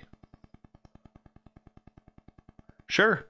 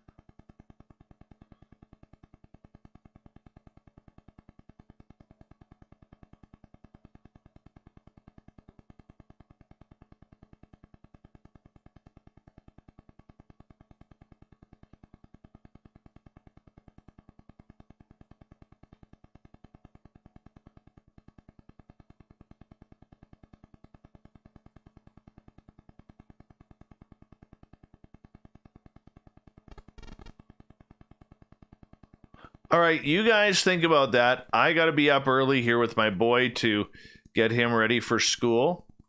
You guys kind of have some ideas of what we want. And if you guys want to start your own contest for a new SOR logo, you're more than welcome to. I don't mind changing it. And go for it. Go for it.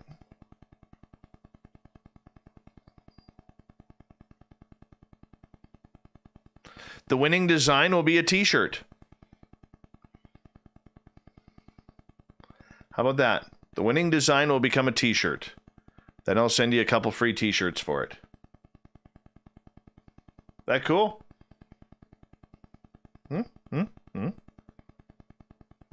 But tomorrow night, our Keith Andrews, the ET Connection.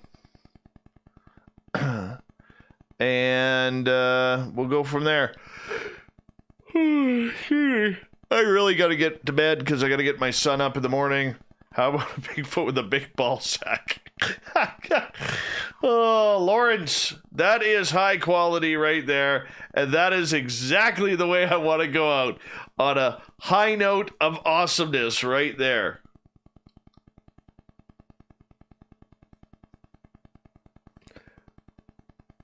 Shirt contest. Yep. Design a new Spaced Out Radio logo that we can print. All right, guys. Have a good night. Thank you to Teresa, Fabster, Brutus, Aaron, Jenny, and Kimberly for the super chats tonight.